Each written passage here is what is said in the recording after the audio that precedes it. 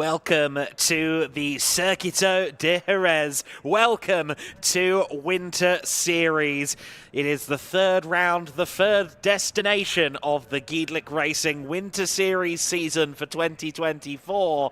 And we now make the move across the border from Portugal to sunny southern Spain. We are at the Circuito de Jerez with three of our fabulous categories. The prototypes are on sabbatical. A lot of the teams racing in the Asian Le Mans Series over in the UAE. So instead we have the Formula Winter Series making their debut. Myself, Adam Weller, alongside Chris McCarthy and Lucas Gajewski, your team on the broadcast end of things for this weekend around this circuit. 15 corners, 4.428 kilometers in total. One of the elder circuits on the calendar as well, dating back to 1985, of course, a former host of the Spanish and indeed the European Grand Prix, a facility with a lot of history, still very much, of course, a World Championship level facility in motorcycle racing.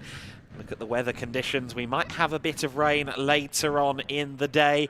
We did have a very much rain-affected Friday here at the Circuito de Jerez, so we're going to have to see quite what the weather does over us over the next few hours. We're expecting good conditions, at least for the first couple of hours of today's racing. Sunday, I think, is going to be a little bit more temperamental in general, but you see there, 38, yes, 38 cars spilling out of the garages and down the pit lane. That is the Formula Winter Series grid, the return of Formula Winter Series for their second season this year, running in collaboration with the Spanish Formula 4 Championship.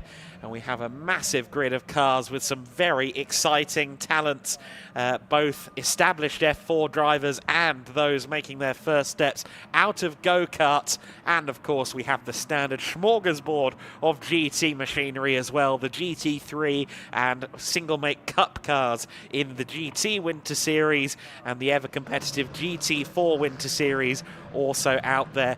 In addition, we have a pre-season event from the TCR Spain series as well. So TCR Spain will be kicking off their 2024 with two events alongside the Giedlick Racing organisation at both Jerez and next weekend's event at Valencia. So we have touring cars, we have GTs, and we have these wonderful single-seater machines, the Tatus T421 chassis, the second generation Tatus Formula 4 car. A car that is pretty much ubiquitous across the major championships. Of course, France and a few other places using different chassis, but the Tatus is a very popular car. And we have no less than 38 of them from some of the leading teams in Formula 4 racing, be it Campos, be it Us Racing, MP Motorsport, to name just a few. We have a really spectacular grid. Of course, Rodin Motorsport appearing for the first time under their new alias. Of course, the team formerly and most recently known as Rodin Carlin, now solely known as Rodin Motorsport, as the New Zealand-based firm gets ever more involved and entrenched in the world of single-seater racing. And it's going to be very interesting to see how their two drivers do. It is such a hugely competitive grid. A tenth or two here makes a lot of difference. And the driver that managed to make the best of it was Andres Cardenas, the driver of the number 18 Campos car. He'll be starting on pole position for this one, and it's going to be a spectacular first few corners for certain. Of course, this Circuito de Jerez is very much a motorcycle forward circuit in the eyes of many, and those first couple of corners are very narrow. And of course, in contrast to Portimao, where the Winter Series was most recently, the tarmac to gravel ratio is firmly in favour of the gravel when it comes to the runoff area. Therefore, you cannot afford to put many feet wrong around this circuit. You see the cars heading back through the pit lane there. A couple of the teams will have the directive there to go and do 1 or 2 laps to get those tyres bed in, do a systems check, check the tyre temperatures and tyre pressures, etc, etc. So drivers piling back through the pit lane to exit and do another installation sighter lap. And when the cars do start to arrive on the grid, we will head down to Chris McCarthy for the first time this weekend. But look at the huge line of cars, all trying to get a practice start in before we go racing. This has been the practice start position for everybody all weekend long so far.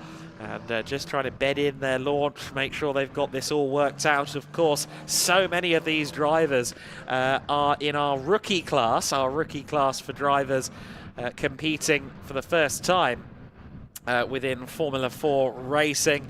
I think it accounts for over half of our grid, the rookie class. So a lot of drivers moving into the world of F4 for the first time, not just from karting, of course, because we are very excited to welcome Leah Block for her first ever race in a single-seater racing car. She's been doing some testing. She's been learning with the GRS team that she's competing with this weekend, but this is her first car race in a single-seater machine, and we're very much looking forward to seeing how Leah progresses. Bianca Bustamante also on the grid in terms of F1 Academy, as is Carrie Schreiner. So then a huge field of drivers, many, many cars. Let's get ready for the Formula Winter Series.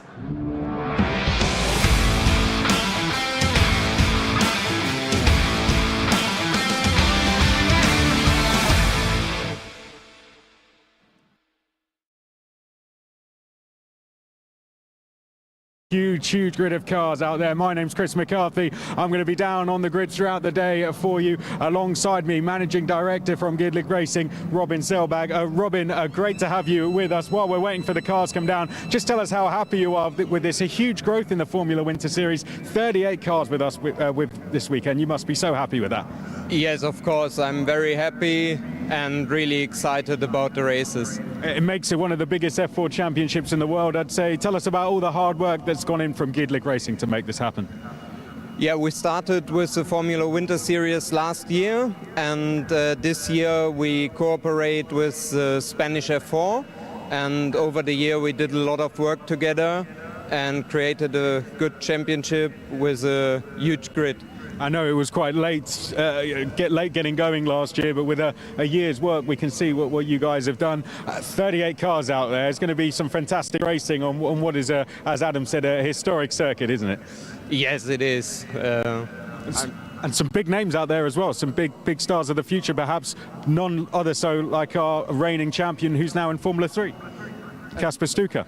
Yes, exactly. He won the championship last year. Shows you can do big things after winning this. We'll let you go and get a good space up there to go and watch, because I'm sure this is going to be a fantastic race. But Robin, congratulations on behalf of everyone watching, and thank you for what you've done, because you've given us some fantastic racing to watch. We'll let you go off, Robin, and go and get a good space, but well done to the Gidlick Racing team. Welcome everyone to the grid. We're waiting for some of our front row to get down, so Johnny, as we always do, let's spin round and give you a look at the famous arch here at the Jerez circuit. Not the longest run down towards turn number 1. You can see has similar bearings, Johnny, if you get down to almost like Red Bull Ring. As you get up to the braking zone, elevation rises fairly dramatically. Then it is a 90 right. So a good getaway is fairly key. Then it's just about placing yourself nicely. And you can see they use that curb, that flatting curb on the exit to open up the corner. But a fairly short run up there, 90 right in, but the gravel trap meets you fairly quickly if you get it wrong. So some drivers may decide to go and make some moves from there. Okay, let's open this up because this has my grid on. Griffin Peebles, Spanish F4 racer, is going to start on pole position, and then the man who finished 8th in the Spanish F4 Championship, who we're linking up with, is going to start alongside him. We're going to have a quick chat with Andres Cardenas, and then we're going to make our way down. Andres, great to have you. I know this is a circuit you really love. You won here last year. Yeah, I really love this circuit. It's a great circuit for me. I really love like the technicality of it. Yeah, the racing overall is pretty funky. So yeah, looking forward to a good result. There you go, perfect stuff. A man who's been interviewed before knows what he's doing there. Well, fantastic stuff. We'll let him go down. I think what we're going to do for this one, because we got 38, we're just going to walk and talk. I think that's going to be the plan, Johnny, so try and keep up if you can. Okay, Maciej Gladish, Griffin Peebles, sorry, is next. He's going to be starting here on row number 2. So Andres Cardenas, sorry, is on pole position. He's going to be starting here. Dirty side of the grid, you could argue, but I'm sure has the inside line. Griffin Peebles comes next. He's going to be on row number 2. Griffin, Spanish F4 racer. Andres, as we mentioned, 8th in that championship last year. Then we come to Maciej Gladish, who a very, very talented karting racer. He is next. Let's keep moving up the field, though. We've got Ernesto Rivera, who is due to start there. Not too sure where he is. Mateus Ferreira is going to be starting next in the number 10, an Alpine Junior. Then we have Gianmarco Pradel, who was the rookie champion and vice champion last year, racing for US Racing. Let's keep walking. Dal de Decker here comes next in the number 28, just inside the top 10, raced in British F4 last year. Akshay Bora inside the top 10 as well for GRS. Then we have Thomas Strauven here next along, doing a great job. Just outside for Rodin Motorsport was the Supermaster WSK Supermaster Series. I think we have to get off the grid now, so let's start moving. I think we're going to have to get across the field. We're being directed across, so let's get over to the side and walk down. We're being directed off the circuit now, and we will walk down to the back. So Maxime Rem is next. There we can see Kabir. As we make our way down the field, we can see them moving down, and the cars are going to make their way off the grid.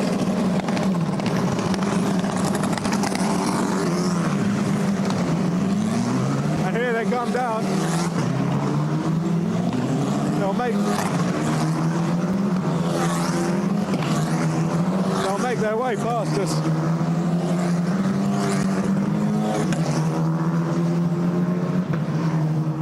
And that will be that. We'll go back to you up in the commentary box.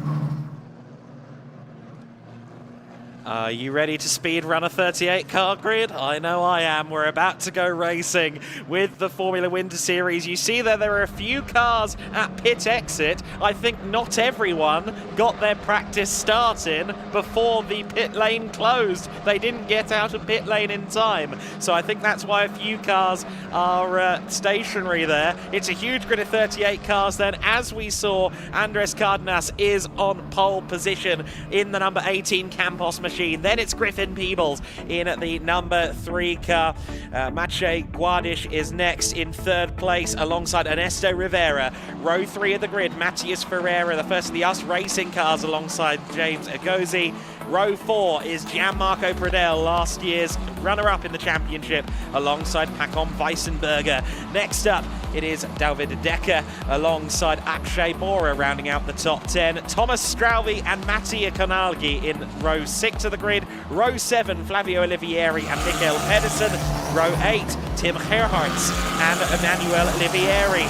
Lukas Fusha is next on row 9 alongside Maxime Riem. Row 10, Kabir Anurag and Edouard Borgner. Row 11, Juan Cota returning to the series alongside Finn Harrison, graduating from the world of Ginetta Racing. Peter Buzinalos is next alongside Enya Fry. Row 13, Carrie Schreiner, the first of our female drivers starting from P25 for Campos. 26th place, Jensers Adam Hideg. 27th, Bianca Bustamante alongside Arthur Dorison. Row 15 of the grid, Francisco Macedo and René Lammers, who had issues in qualifying. Lenny Reed and Lorenzo Castillo follow by Bart Harrison and Filippo Fiorentino. 2 more rows, Alexander Savinkov and Leah Block Victor Dobransky and Nathaniel Berraby. 38 cars just about managed within the course of this formation lap. However, there are a few cars missing from there. I think a few of the Drivex and other cars not quite getting out there in time while they try to do their practice start. Rather misaligned on the grid there as well is the 11 car. I think there may be a little bit of a miscom there for Pacom Wiesenberger. He's well out of place, but the revs are rising. The red lights are on, and we do go racing, and Wiesenberger has a very bad start from further back in the grid, but it's a lightning getaway from the first of our MP cars. That's Griffin Peebles up into an early lead then around the outside of Andres Cardenas, as everybody tries to fight through for space on this first lap. Hopefully everybody there in the pit lane manages to get started, but a few drivers a casualty there, I think, at the pit lane closing while they tried to do practice starts in a second installation lap. Everybody fighting for position further back. A few places made up already by René Lammers in the orange black and white car from MP Motorsport. He's making his racing debut in cars in this race, as so many of our drivers are. Everybody seems to have gotten through the first few corners cleanly then, and it is the number 3 of Griffin Peebles that leads, but around the outside of him now goes Andres Cardenas in the Campos machine. They accelerate out now. Oh, and we've got one car spinning further back. That's the number 19 machine. Oh, goodness me. So we've had a spin already. Just trying to find a gear, hopefully. That was Kabir Anurag having a moment as they go through turns 9 and 10. 5 cars didn't manage to get out onto the grid. The 14, the 22, the 44, the 48 and the 73 machine. So the likes of Technicar's Victor Dobransky not able to take the start in the manner intended. It's still Griffin Peebles there at the front of the order. Top 4 maybe just slightly breaking away as they come across the line at the conclusion of this first lap. It is Griffin Peebles that leads from Andres Cardenas. Then it's Maciej Guadish in third place. Matthias Ferreira up to 4th. Gianmarco Pradel making up a couple of places as well in P5.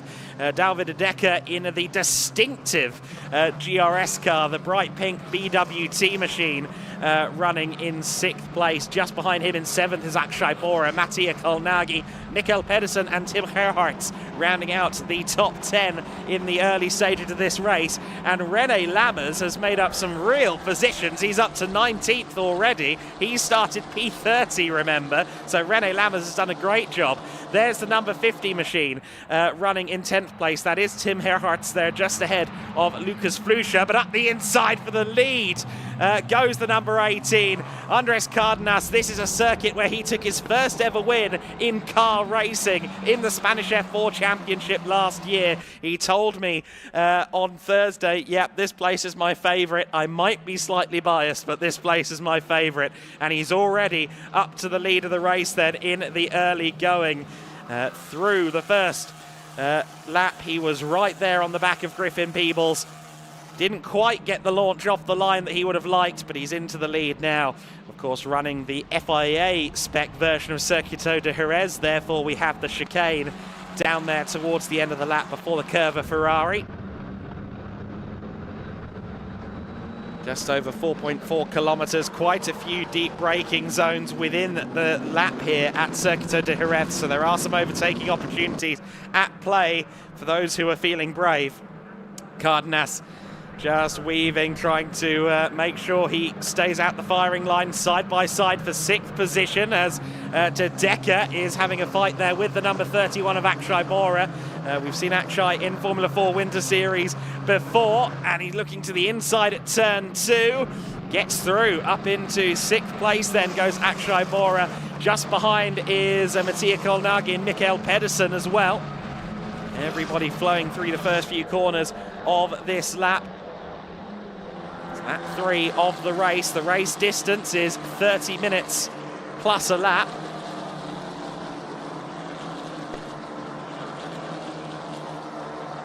Everybody just, well, I was going to say keeping it relatively on the black stuff there, but someone was really aggressively using that curb, and you can't really get away with that because it's very, very bumpy.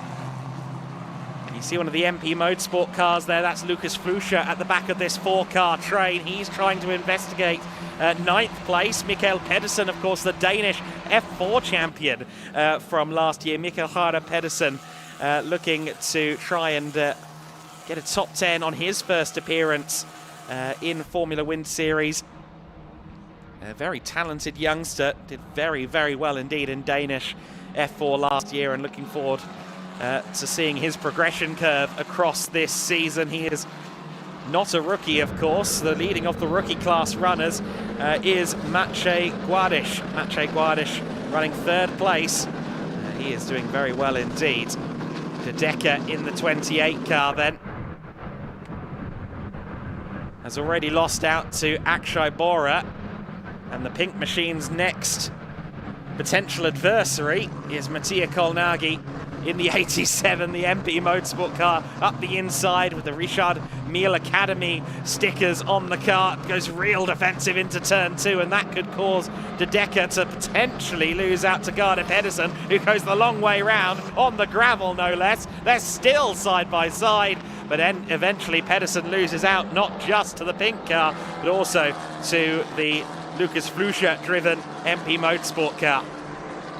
Just tried a little bit too hard to hold it around the outside there, did Pedersen. Got onto that gravel, and from there he had no hope of retaining the speed that he needed. Look at the 28 being made as wide as possible here by De Decker. But around the outside goes the number 21. Lucas Fluscher seemed quite shy about his first attempt in racing cars, but I'm not seeing any of that in the way that he's competing here for position with De Decker. He has really slotted into the MP Motorsport team nicely and is trying to make his way up the order. That pack of cars behind De Decker is getting longer and longer and longer still. He has got many a machine in the mirrors at the moment. 1, 2, 3, 4, 5, 6, 7, pretty much as close as you like as they go through the chicane. A complete lap 4 of the race this time by. 33 car going to the inside there. Pedersen once again trying to find a way past if he possibly can. Some others being short-changed in terms of track space as they fight further back. There's the 71 car of Maxim Riem, another of the US Racing drivers, the German youngster, looking to the inside there of Tim Herhardt. That is for 13th position, my apologies, and it is just about going to be Herhardt holding on to it, I think. Yes, the number 50 car just about holds on. That's the first of the Monlau competition cars. Monlau competition, of course, one of many Spanish F4 teams in this race. At the front of the order, it is Andres Cardenas leading by a second exactly. Then it's Maciej Guadiš in 3rd place, Matthias Ferreira in 4th position, and Gianmarco Pradel rounding out the top 5. Fluscher under a lot of pressure from Pedersen once again. Mikael Garde Pedersen wants to stamp his authority on this at the very first opportunity. Getting further up into the top 10 on your first attempt would certainly be a good showing for his new team here at DriveX. I think he came into the fold there with a lot of optimism from his team boss, from his mechanics around him after his exploits in the Danish Championship. Some of the drivers a little further back in the order. René Lammers still working his way up. He's in 17th place. Just ahead of him is Carrie Schreiner, who has had a very good start to the race. She's up in 16th place. Lenny Reed of obviously the Proton Competition Reed family. He starts from, he currently runs in 20th place. Leah Block is 29th position in her first ever single-seater race. Bianca Bustamante has lost some positions, however. She's running all the way down in 34th at the moment. So Bustamante may have been caught up in some of the spinning and issues further back in the pack early on in the race, perhaps trying to avoid Kabir Anurag who still sits in 38th place after his spin earlier on in the event. There is, we just saw Kari Schreiner just ahead of René Lammers, but we go once again to the fishtailing Douwe de Decker. That car looks a little bit unbalanced, certainly in the mid-corner, but he's doing a good job of continuing to make Lucas Fluscher's life hard and Pedersen's life hard, and that was a inside look there, and everyone's come out of it cleanly. I wasn't so sure that was going to work. Fluscher there just showing the nose, trying to find a way to the inside if he possibly could, and he just about managed to come out of that with the car's nose in check. Some fabulous corner names around this circuit. Cito Pons, Lorenzo, Angel Nieto, of course, the 13-time or 12+1 time world champion, as he used to put it, on two wheels. Curva Ferrari, Lorenzo, the Ayrton Senna chicane. A very evocative circuit. Both 2- and 4-wheeled world championship racing has taken place here over the years. Certainly these drivers looking to take steps in the direction their heroes once did. Look at that side-by-side action between the 3-car battle. The number 4 to the outside line there. Juan Cota trying to make up some places. Can't quite find a way around the outside, though, of Thomas Stralven. Goes to the inside instead at turn 2. Surely that position is made. Yes, very nicely done. Very well executed there by Juan Cota, who made his single-seater racing debut in Formula Wind Series last year at Valencia. De Decker still with his elbows out. That BWT car, the widest Tatus ever designed and built, I suggest. He's been defending for his life over the course of the last 12 minutes. Again, dives to the inside as they run down towards the dry sack corner. Oh, goodness me, and that was running out of room there for Lucas Fluscher. De Decker just leaned on him a little bit there. No contact between them, but no space given either. And Fluscher loses out to Pedersen as a result of that then. This is the battle for 7th place in the race, or 8th place in the race, I should say, that has been so compelling so far. Pink BWT machine over the curbs once again. For once, actually has almost 2 car lengths between himself and Mikael Pedersen. Luxuries that he's hitherto not been able to experience so far in this race. Andres Cardenas is still your race leader at the head of the field. Cardenas in the lead by 0.7 of a second, so Griffin Peebles still very close to Andres Cardenas, but not able to follow the young Peruvian racer for the time being. There's the US Racing team. They've all rather colluded together in 4th, 5th and 6th. We just saw them through shot. Matthias Ferreira, Gianmarco Pradel and Akshay Bora. And it looks like Bora may want to try and get around his Australian teammates. Such a friendly team at US Racing. They all get along magnificently, but Akshay Bora has the inside line as they run down into the right-hand hairpin. And on this occasion, I think Pradel has made it a little easy for his teammate there. I think maybe sensing the pace isn't quite with him, maybe wants to duck in to the wheel tracks now of the number 31 and maybe follow him up to the back of Matthias Ferreira, who is the leading US Racing car at the moment, 4th in the race. Andres Cardenas, your leader from the 2 MP Motorsport cars of Peebles and Guadish.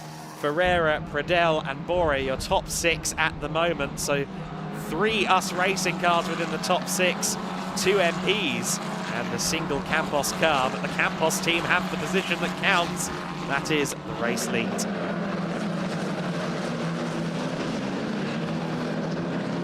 "16 minutes of this race left to go." A little bit of tyre squeal there, at least in my ears, which always makes me flinch a little bit. But seems like everybody got through. Lorenzo, the final hairpin, A-OK.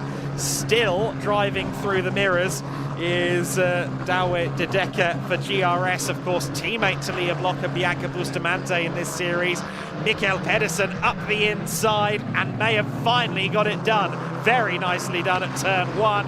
Pedersen goes defensive into the second corner. Now de Decker has to worry about the MP Motorsport car as well. And getting through there also is Lucas Flusha as well. So that is a move for, I believe that was 9th position ultimately for Flusha. De Decker should be down to 10th place with that one. Looking to the outside as well, one of the other DriveX cars. That, of course, is Juan Cota, who's making his way up through the field very nicely indeed. Up into 11th place last time across the line. He's now going to try for P10. De Decker well aware that his defensive driving hasn't concluded for the day. And he's certainly going to be well drilled in defending around the Circuito Angel Nieto by the end of this race. There's the 99 of Thomas Strauven as well. His teammate Finn Harrison back in 32nd place on his first run in racing in a single-seater. Of course, signed up for the GB4 Championship in the summer, but getting his first taste of the second generation Tata's Formula 4 car this weekend at Jerez. Great to see Rodin Motorsport joining us with a 2-car effort. Got some front wing damage there on the number 50 car, I think that was, one of the Monlau cars, potentially with a damage. Yes, that's Tim Herhardt with damage, the young Dutchman, currently being pressured by one of the Cram Motorsport cars, Flavio Olivieri. Here comes Juan Cota. He's now going to the outside at turn 1. We haven't seen that work much, if at all, so far in the race, but he cuts the inside line now, and he may well have him set up for turn 2. Has he got a good enough run? Yes, he does. Very nicely done there by the DriveX entry. And here comes Thomas Strauven around the outside. Oh, that's very, very close for company. I must say, everybody has done a fabulous job here of kind of getting into it without, you know, the unfortunate side of getting into it. It has been quite impressive so far in this race from our Formula Winter Series competitors, side by side with Thomas Strauven on the inside line as they run down towards turn 6. Just about through goes Thomas Strauven. So Douwe de Decker, I think, just struggling for pace in the race here. Did a stunning qualifying lap this morning in what I think may have still been dry-in conditions. We had a lot of rain overnight here around Jerez, both the circuit and the city.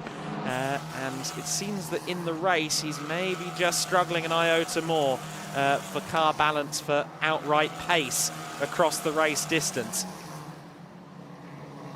At the front of the order, Andres Cardenas has really cemented this lead now. Last time I spoke about the race lead, it was rather diminutive, but now it's out to 2.5 seconds. So 2.5 seconds is the lead. I think the times on the graphics are not updating, but Andres Cardenas is your leader by 2.5 seconds. Then it is Maciej Guardish in 3rd place. 4th place is Matheus Ferreira. Rounding out the top 5, Akshay Bora still. Of course, he got past Gianmarco Cradel a couple of laps ago. Of course, these Formula 4 cars can still run pretty competitively with a little bit of damage, as you are seeing here from the number 50. Tim Gerhardt is still doing a very good job in spite of what looks like quite a wounded machine. He's a double BNL karting champion in the Benelux region.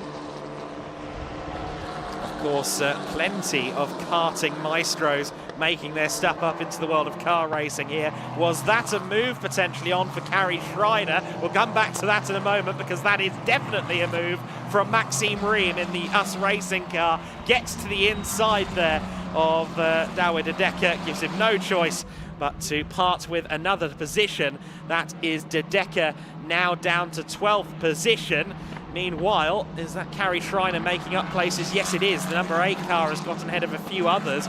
I think she might be up into potentially 15th place now. So Kari Schreiner doing a really good job in the race here. She started 25th position. Carrie, rather uniquely, has raced previously in the GT Winter Series. Of course, the former Premier class at one point, the only championship being run on these weekends. We've now expanded to 4 categories. Used to race a GT3 car along with her partner Peter Terting in the GT Winter Series, but of course she's moving into F1 Academy, and with it has decided to come into Formula Winter Series, and she is doing a very, very good job at the moment. Just being pursued right now by Adam Hideg, Hungarian racer. I know a lot of people are watching Hideg very closely, a lot of support from him, including of course from the Yenza team that he is racing for. 4 Yenza cars on the grid, and he is the first of them actually at the moment, running there in 17th position. So the Yenza car's not quite there at the sharp end of the order.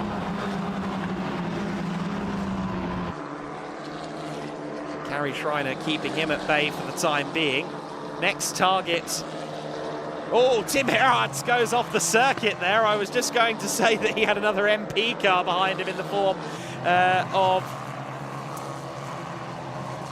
Peter Buzinlos, the Aussie driver in the 46 car. And well, thanks to some off-roading, it was made rather easy, wasn't it? I think Rene Lammers may have just gotten past, no, that's another of the MP cars, I think. No, Rene Lammers has gotten past Douwe de Decker, so we did see there that the number 9 car, the MP Motorsport number 9, is up into 13th place ahead of the pink machine of Douwe de Decker. So we have had a move there as well. There you see the cars making their way through the back end of the circuit, turn 9 and 10. The Senna chicane is next. That Monlau competition car. Of course, with that front wing damage, it will be horribly understeery. It's not quite the complete handicap and disaster that you see in, say, Formula 1 or Formula 2 when you've got a loose front wing like that, but it's certainly suboptimal, to put it gently. Of course, Carrie Schreiner has quite the background in Formula 4 racing, actually was part of the first ever season for us racing in ADAC F4 Germany all the way back in 2015. When she was 15 years old, I believe, her first year of eligibility, maybe 16. Of course, some of these drivers have only just turned 15. The likes of Enzo Tarnichikul will be starting later on in the season. They will be joining us from Aragon onwards, I believe. Enzo, the Red Bull Junior, the FIA karting world champion, I believe will take over that number 8 car from Carrie Schreiner just as soon as he turns 15, which is a problem unique to Formula 4 racing, but one that we do see on quite many occasions over the course of the category's history. Drivers just itching and waiting for that chance to go Formula racing at long last.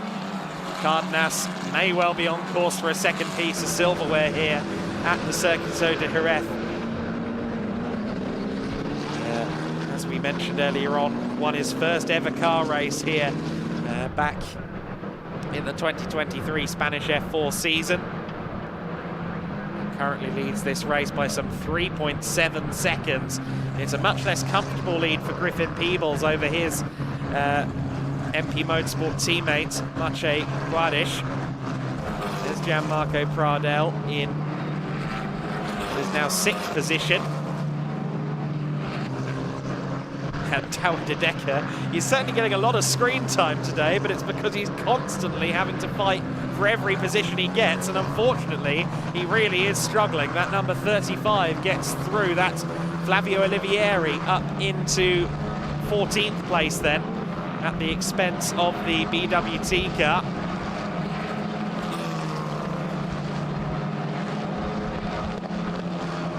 Everybody making their way through that first sector. Some updates on some of the cars further back in the pack. I know a lot of you are here to see Leah Block, and she's running in 29th position at the moment, so retaining that 29th place as it's side by side. I think that is the 22 car being put a lap down, though. Yes, it is. That is Nathaniel Berraby being put a lap down there on Carrie Schreiner. So 22 Maffei Racing car struggling a little bit in the free practice sessions so far. Berraby, also a rookie to Formula 4 racing, did some testing last year, but making his racing debut, has been steadily getting quicker over the course of the weekends, but the amount of dry running that we've had so far has been sorely limited. Big rain on Friday, causing a lot of teams to effectively have to throw away the day and the data over the course of Friday.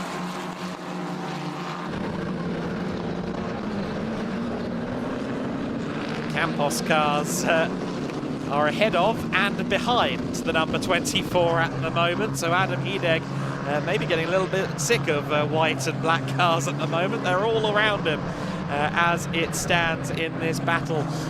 4th, 16th position. Carrie Schreiner get to the back of De Decker before the end of this one. We look further back into the pack here. Here's the 73 car up the inside of Finn Harrison. So that is the 73 making a move for 23rd place, or sorry, Bart Harrison, that is, my apologies, in the Rodin car. We've got a pair of Harrisons on the grid, much to my confusion. But through there goes Emanuele Olivieri on Bart Harrison. Bart and Finn Harrison, incidentally, not related, so not siblings.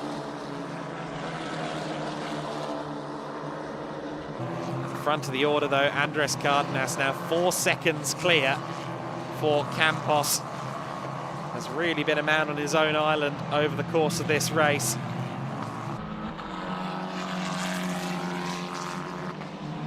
And, very impressive performance on his first race of 2024. I think a lot of people are keeping an eye on him in regard to the Spanish F4 Championship in the summer, and while it's hard to narrow down a list of favourites, I have to think that the young Peruvian racer is one for the Formula Wind Series as well. Has been really impressive so far this weekend in the free practice sessions. He and Griffin Peebles have always been there at the sharp end. Maciej Guadish has also been there or thereabouts as well. And there you see him just behind, or just ahead, I should say, of Ferreira. That is the number 3 of Peebles, with Gladish just behind him. So this is 2nd and 3rd place. Then Ferreira in 4th in the first of the US racing cars, lurking just a few car lengths behind. These two have been about half a second, 3/4 of a second separated for a lot of this race, the battle for 2nd and 3rd place as they approach turn 6. You see there the Orlen backing, the Polish oil firm on Maciej Guadish. That's that organisation, I think, looking for the next Robert Kubica. Perhaps Guadish could be the right horse to back. They do back a lot of horses in the world of junior racing. There is the US Racing cluster, with Mattia Kolnagi of MP Motorsport also in amongst it there. Of course, he, despite being an MP Motorsport driver, isn't running the traditional orange. He's in the Richard Mille Academy livery. Powering out of the final corner with 2 minutes and 5 seconds left on the clock is our race leader Cardenas. Now, can Maciej Guadish maybe have a look to the inside before the end of this race? I'm not sure he's going to get the opportunity required. We've got 1 minute and 50 left to go.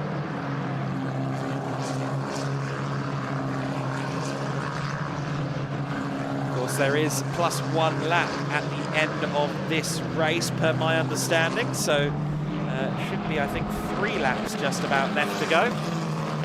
Once the clock hits 0, we know that's the penultimate lap of the race. Akshay Bora, after getting past Gianmarco Pradel, I thought that potentially Bora would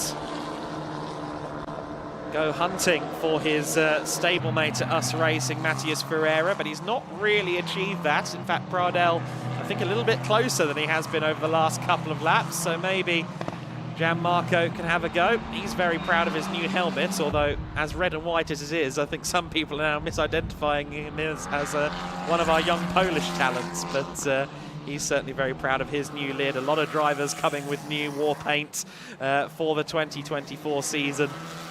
Matching, comparing notes, maybe comparing helmet designers as well as they get ready to go racing this weekend. 3 in the 7, still at very close quarters. 30 seconds of the race left to go, so they will start the penultimate lap this time. Can Maciej Guardiś find a way through? He's leading in the rookie class for Formula 4 debutants. However, class order often doesn't matter to these young drivers. He's seeing second overall just ahead of him. That will be his sole focus. Of course, it's an MP Motorsport internal battle as well. Griffin Peebles with so much F4 experience courtesy of his extreme 2023 calendar, which took in the Euro F4, the Euro 4 Championship, the British, Spanish and Italian F4 series. I think the Spanish series was his home for a majority of last year. Guardiś, though, a former Polish karting champion, very strong in general within go-kart racing. We've got one car off there at turn 7. That looks to be like one of the Monlau cars, potentially. You know, one of the Technicar machines. Is that Lorenzo Castillo, or is that Victor Dobrzański? I think it might be Victor Dobrzański there, who has come to a halt. That's covered then by local yellows. That shouldn't hinder the race any further than just stopping overtaking at turn 7 for the time being. Cardenas in the Campos machine is your leader. Believe it or not, these two are teammates despite the differing liveries. Griffin Peebles and Maciej Guardiś racing for the Dutch team MP Motorsports, but there's going to be some smiles down there from Adrian Campos Jr. and the rest of the team at Campos Racing. There's a lot of optimism about Andres Cardenas.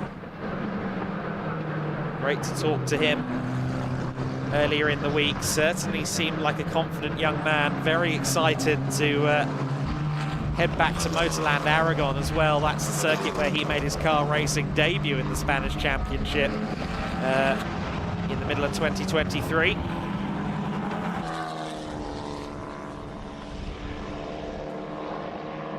Looks like he's on course to get another piece of silverware at the circuit where he got his first ever race victory in cars. Second place still under contest, but I think that Griffin Peebles is doing enough. Cardenas out of turn 6. Managed to take 8th in the standings last year in Spanish F4 despite missing the first round of the season. So considering that handicap and the fact it was his debut year, 8th in the standings, no mean feat at all. And he's going to start his Formula Winter Series campaign for 2024 in the best way possible here. Through the Senna chicane for the final time comes Andres Cardenas.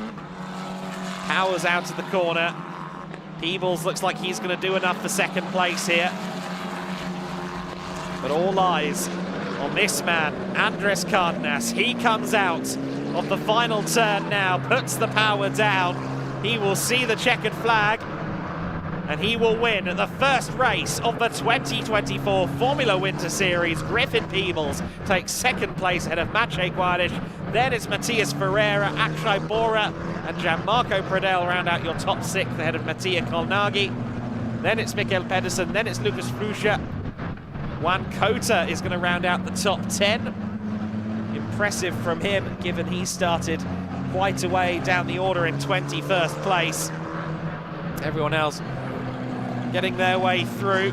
Douwe de Decker just about managed to stay ahead of Carrie Schreiner, but she and the rest of that pack were definitely closing in. She's the first of the drivers home, who will of course migrate to F1 Academy in the summer. The all-female series with F4 based cars.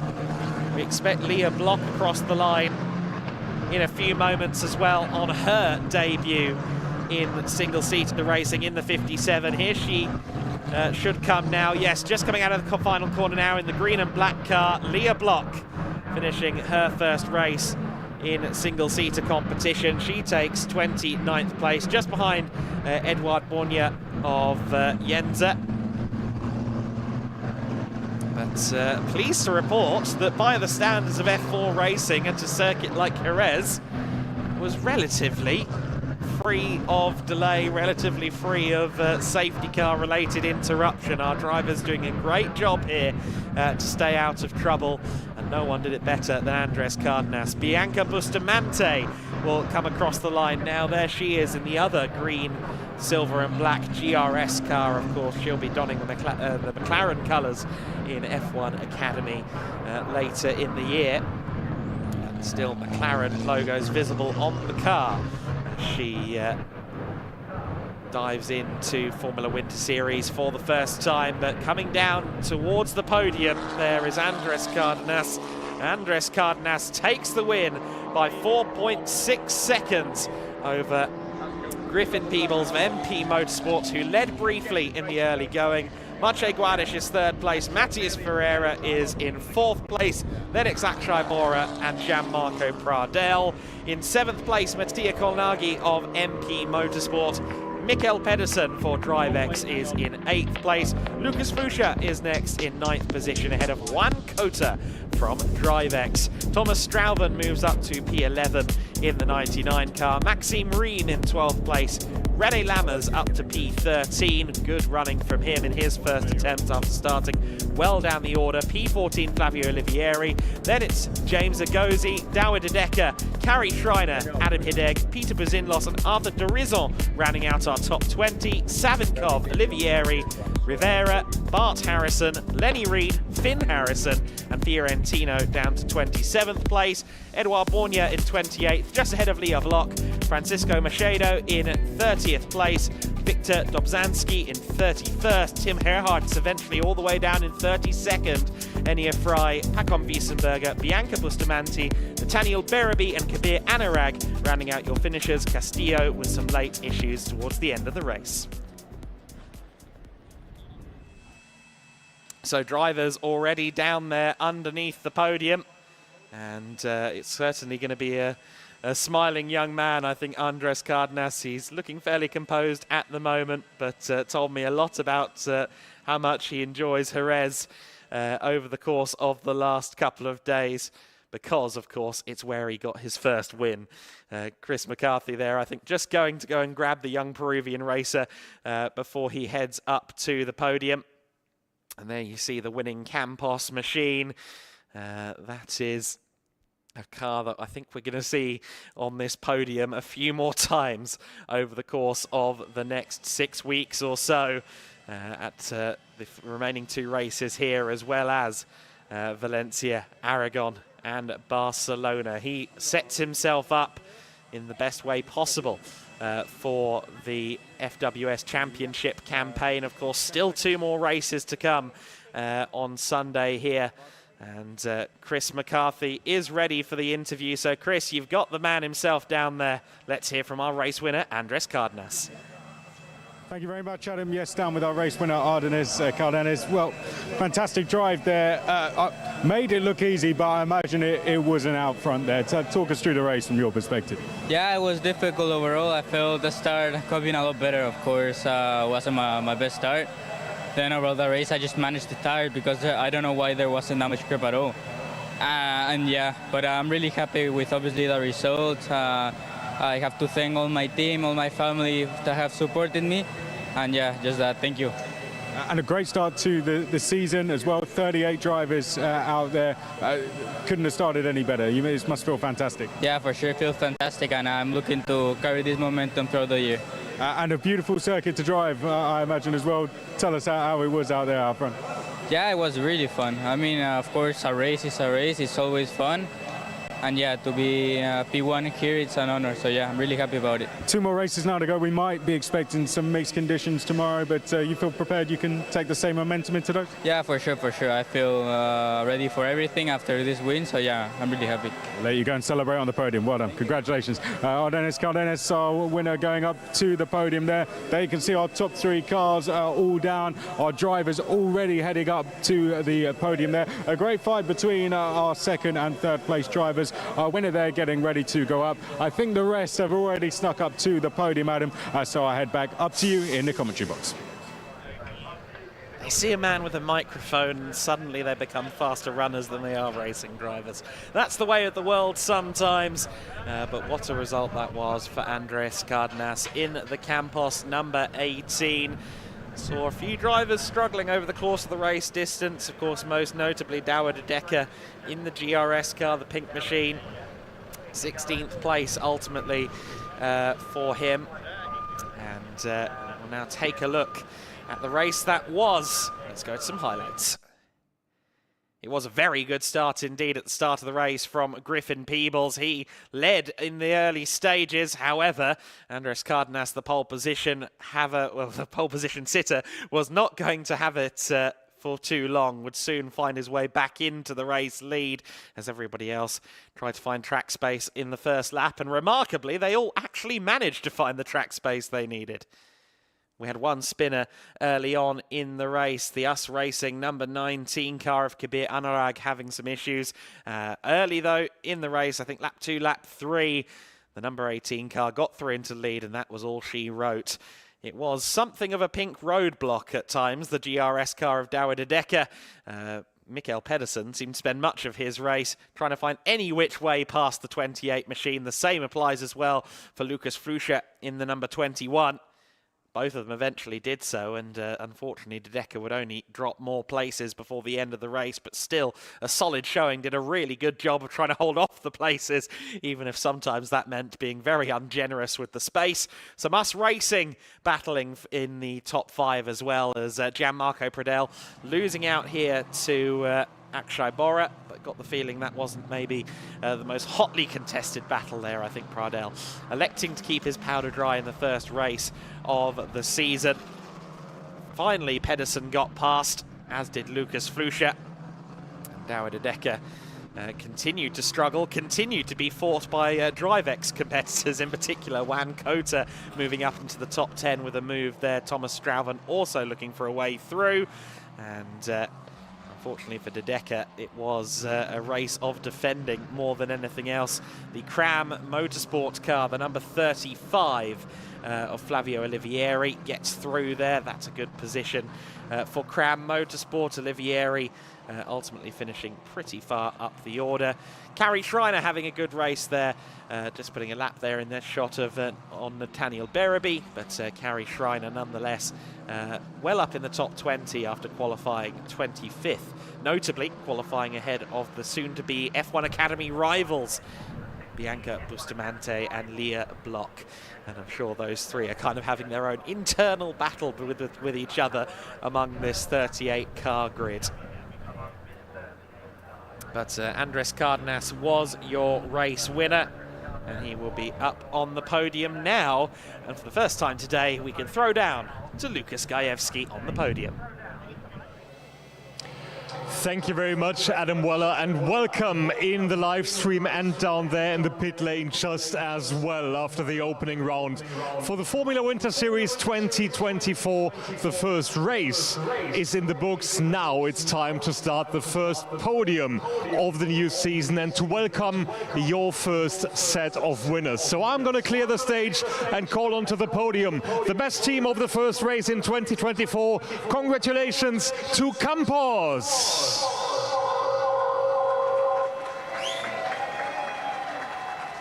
In third place, from MP Motorsports, Maciej Gladiš.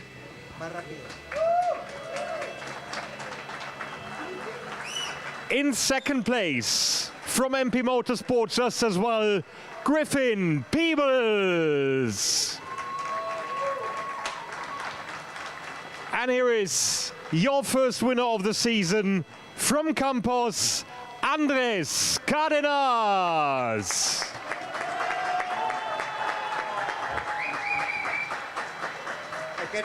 Congratulations to all the drivers and of course the winning team Campos just as well. Trophies are being handed out by the Giedlich Racing organization, by tyre partner Hankook, supporting the Formula 4 and Formula Winter Series Championship just as well.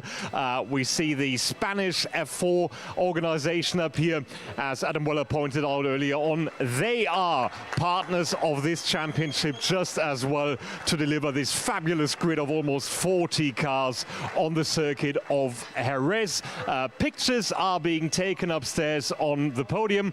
Team Campos, of course, can happily join as well.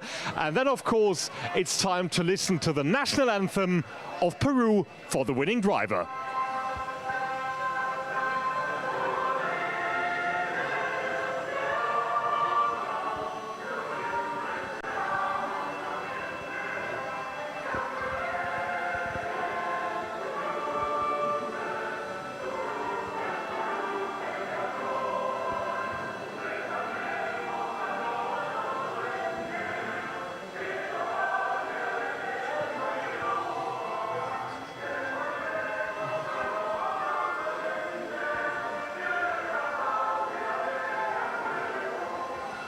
Congratulations and big round of applause once again for Andrés Cárdenas. Stay there, guys. Stay there. We need to speak to each other. You spoke to Chris McCarthy down there in pit lane. However, of course, we need to speak to Griffin, second place. And I mean, there was no chance early on to stay in touch with Andrés, but still such an exciting fight for you down there, wasn't it? Yeah, we made a really good start. We got Cardenas on the start, and he had new tires, I think, so he had a bit more pace advantage. And he dived on me, and I was trying to keep up with him, but it just lap by lap he got away. I was getting good pressure from my teammate, but I held on to finish P2. It's always exciting, isn't it, to battle for your teammate for the last two steps on the podium?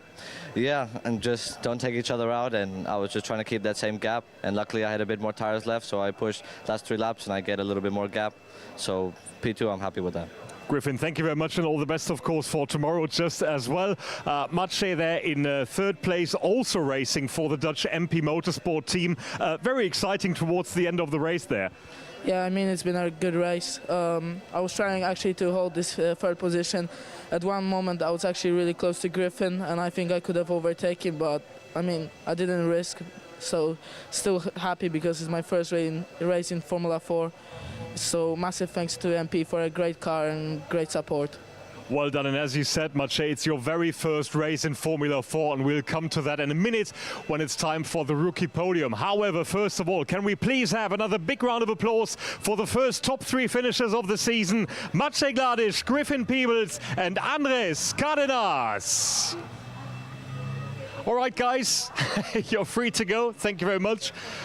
Except, of course, for Maciej, who's going to be up here on the podium in a couple of moments once again. So, if everything is ready, which I believe it is, we can start with the second set of podiums, and we kick it off with the best female racer in race number 1 for Formula Winter Series. Please welcome onto the podium from Campos, Carrie Schreiner.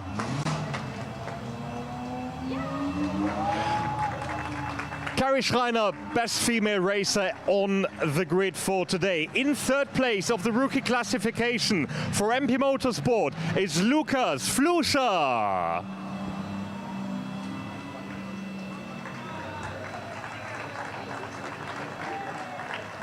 In second place from MP Motorsport just as well, Mattia Kolnagi. And here is your first rookie winner of the season from MP Motorsport, Maciej Gladiš. Welcome to Maciej on the podium once again. And here we have the presentation of the trophies. Robin Silbach, Markus Gedlich, and of course the partners of the championship in charge once again to present the trophy to our winning drivers. And of course, Carrie Schreiner as best female racer on the grid alongside Leah Block and Bianca Bustamante, and of course they will meet each other in a couple of weekends once again in the F1 Academy season number 2. Very exciting to have these girls, or at least some of them, on the Formula Winter Series grid just as well. Now I'm quickly going to step into here from Carrie first of all, best female racer today, but that's not all, Carrie. Such an exciting bunch of cars and drivers out there, isn't it? Yeah, there are quite a lot of cars out there, but I had a great start and could gain, I think, 8 positions in total. So yeah, it was quite a good race. And of course, as I mentioned earlier, you're sort of preparing here for a second campaign in F1 Academy later this year. Exactly. Yeah, normally I'm driving only against women this year, so it's a good training with all the cars. Well done to you. Thank you very much. And of course, we need to speak to Maciej once again. As you said, Maciej, it's your very, very first race in a Formula 4 car. 3rd place overall, winner of the rookie class. Couldn't really be better, could it? Yeah, I mean, it's been a really good day. I'm really happy what we've done with the team. Quali in top 3, starting P2 for race 2 tomorrow. I mean, yeah, first rookie podium and first podium in Formula 4. So really happy and can't thank more to the team. Plenty of more action coming up for Formula Winter Series later on this weekend. Let's clear the podium for the first time this season. Congratulations once again, Carrie Schreiner, Lukas Flugscher, Mattia Kolani and Maciej Gladic. Thank you very much.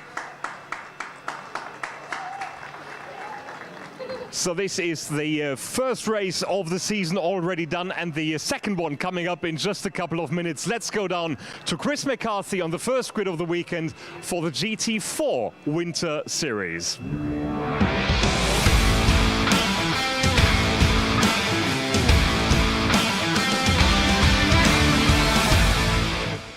Thank you very much, Lucas. Yes, we're down here on the grid. The crowd's getting a little bit darker, I have to say, but what is brightening up is the grid. You can see the cars making their way down now onto the grid for the first GT4 Winter Series race. While they are, let's go and chat to one of the drivers who isn't competing, but who has been doing very well, and that's Mikey Porter. Isn't going to be in this race, but what a season it's been for you guys so far, and you are going to be on pole position for this one. Your teammate Jamie Day's going to be done a great job out there in qualifying.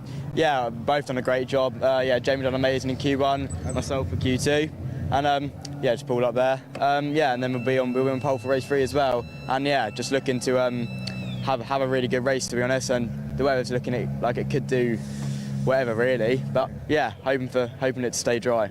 Well, best of luck for the race. We will have a spin round, have a look, Johnny. You can see Jamie's just pulled up into his position, having a word from race director. So that's going to be our pole sitter. Alongside is going to be Schnitzelbaum Racing, Joel Mesh.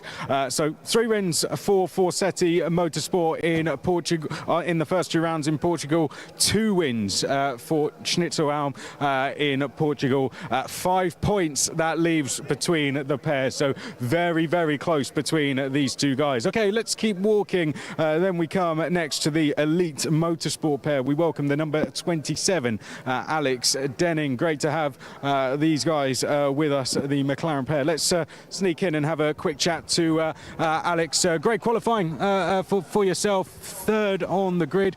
Confident you can keep a podium, maybe even challenge for a win here? Yeah, definitely. The goal would be to move forward.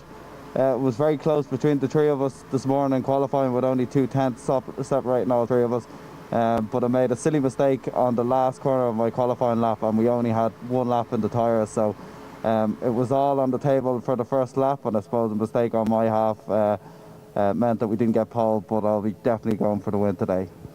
Best of luck to the elite team. Of course, over on the other side is Zach Meakin. Tom Leben just stood over to the other side there. Very happy, I'm sure. Of course, watching on. We'll have a look round the car. We can see in the car, it looks like Zach. Oh, my headphone has fallen out, so I'll catch that. But we can see Zach Meeking having a little talking to. How long have we got? 3 minutes. So let's have a little chat to Tom whilst his teammates being spoken to.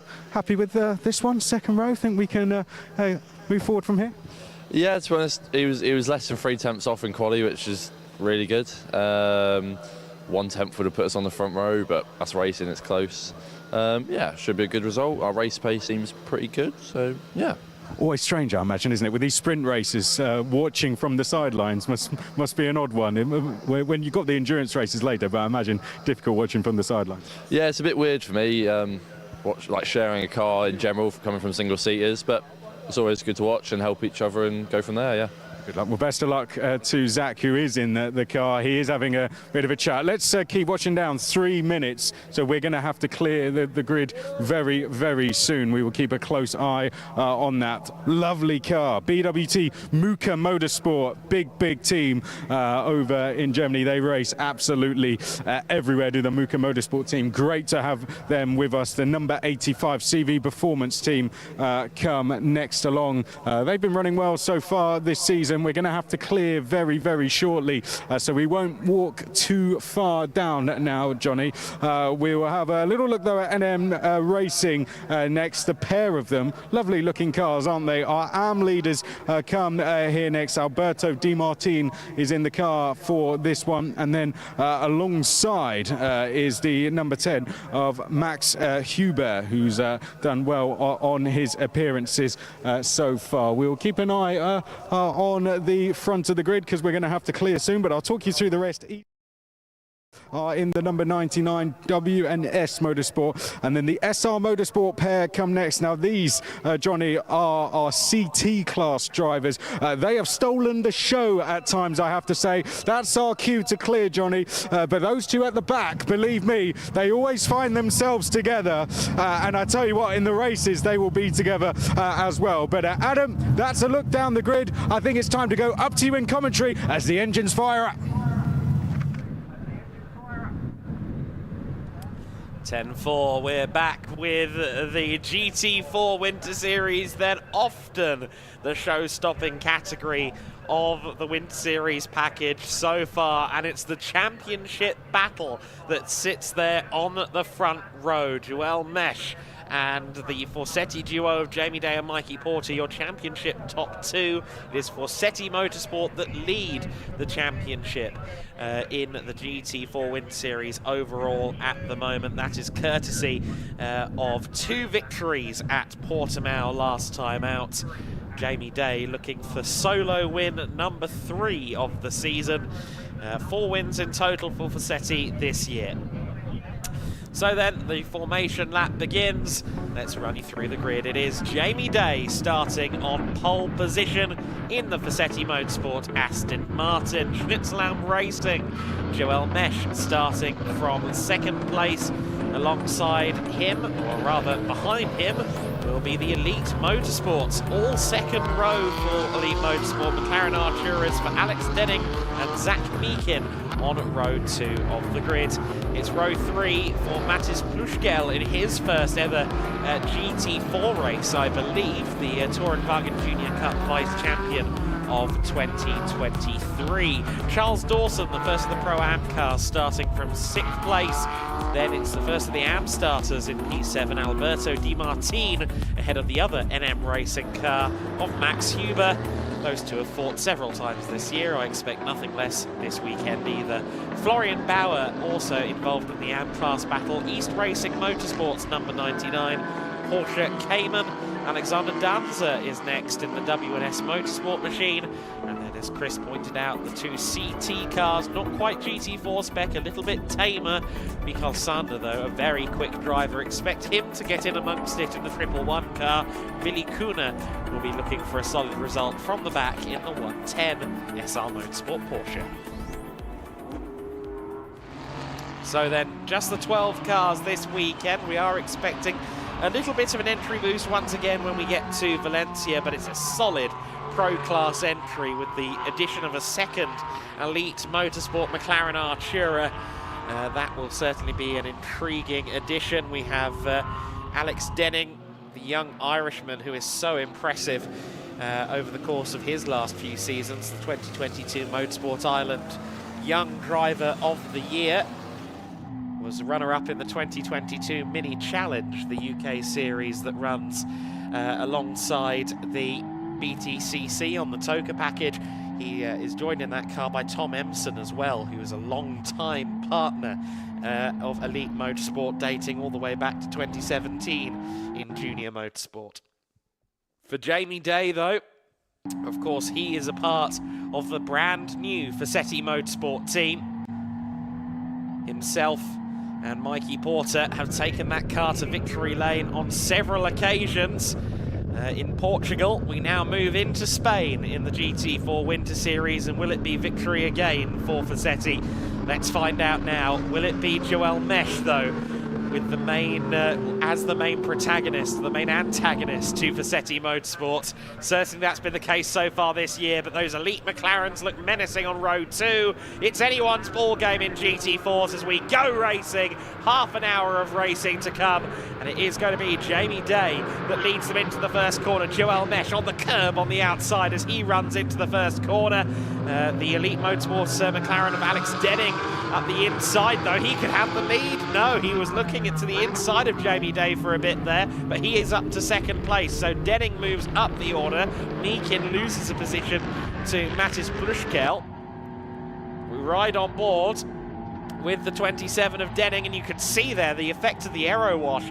Even though these cars aren't as aero dependent as the GT3s or the Formula machines, you could see the understeer there visually on Alex Denning as he ran through turn 4, and Charles Dawson there with a big slide coming out of the corner there, just a wheel on the gravel. That's all it takes to unsettle. Mattis Plushkel is on the move in this first lap of the race. He's looking to the inside of the other Mercedes. The Schnitzelbaum car just ahead of the BWT, the familiar Muka Motorsport BWT colours. Plushkel, as I alluded to, Tourenwagen Junior Cup champion, the all Volkswagen Up category in German motorsport. This is a big step up for him into the world of GT racing. He only drove a race car for the very first time in 2021, and oh goodness me, looked like he had a handful and a half there going through towards the turn, or coming out of turn 9 towards the Senna chicane. Through the curve of Ferrari they go for the first time. It's Aston Martin that leads a McLaren, 2 Mercedes behind. Is the 27 car on debut that now leads the chasing pack. The number 27 with Denning at the wheel. Running in second place, Joel Mesh, a confident young man, someone who always states his claim. He, at Portimao, said to me, yeah, I'm going to go for the clean sweep. It didn't quite pay off for him, but he's always very confident, always very quick as well. He has now got to try and find his way around this pesky McLaren Artura in the hands of Alex Denning, but Denning, very familiar with saloon car racing, won championships in Fiestas over in Ireland. And then, of course, as I alluded to on the formation lap, running in the Mini Challenge and taking quite a few race wins on the way to it as well. A very uncompromising driver, will go for that top step wherever he can. He runs in second place for now, so yes, he'll be looking to defend from Joel Mesh, but Denning is not just going to let Jamie Day drive off into the distance over the course of this half hour if he can possibly avoid it.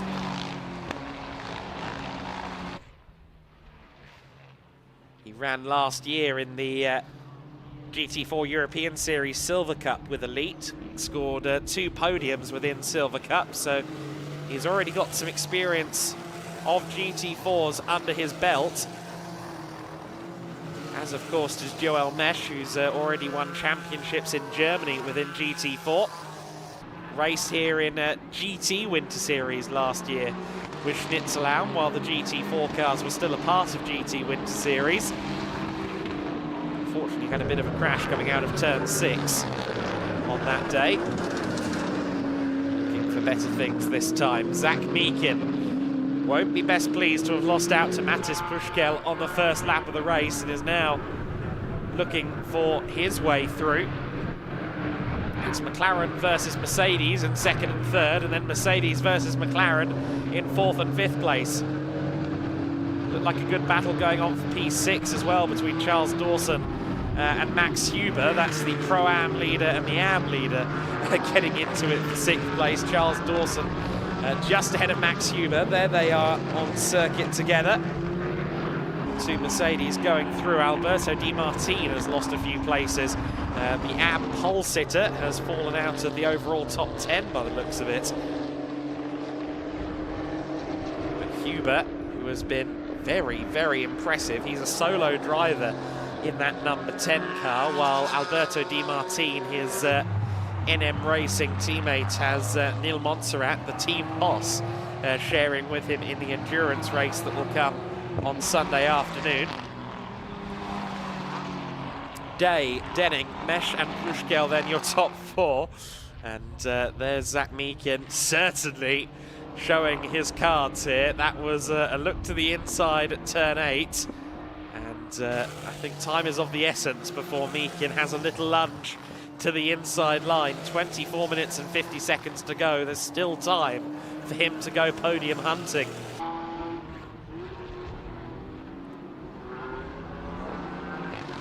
Through the centre chicane they go. A bit of sliding there.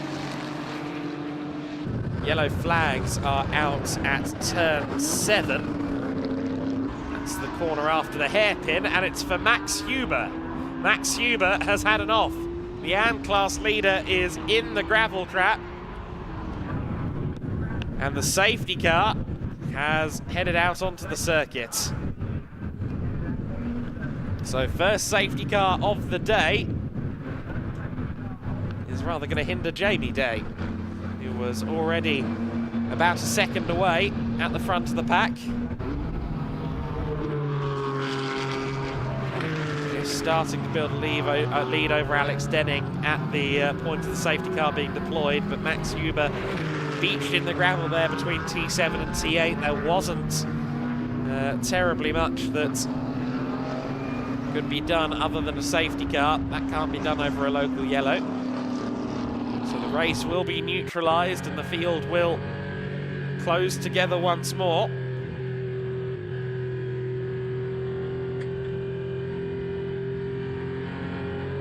I'd love to know what that little motto is on the dashboard of the 99 car. That's Florian Bauer, who we ride on board with at the moment.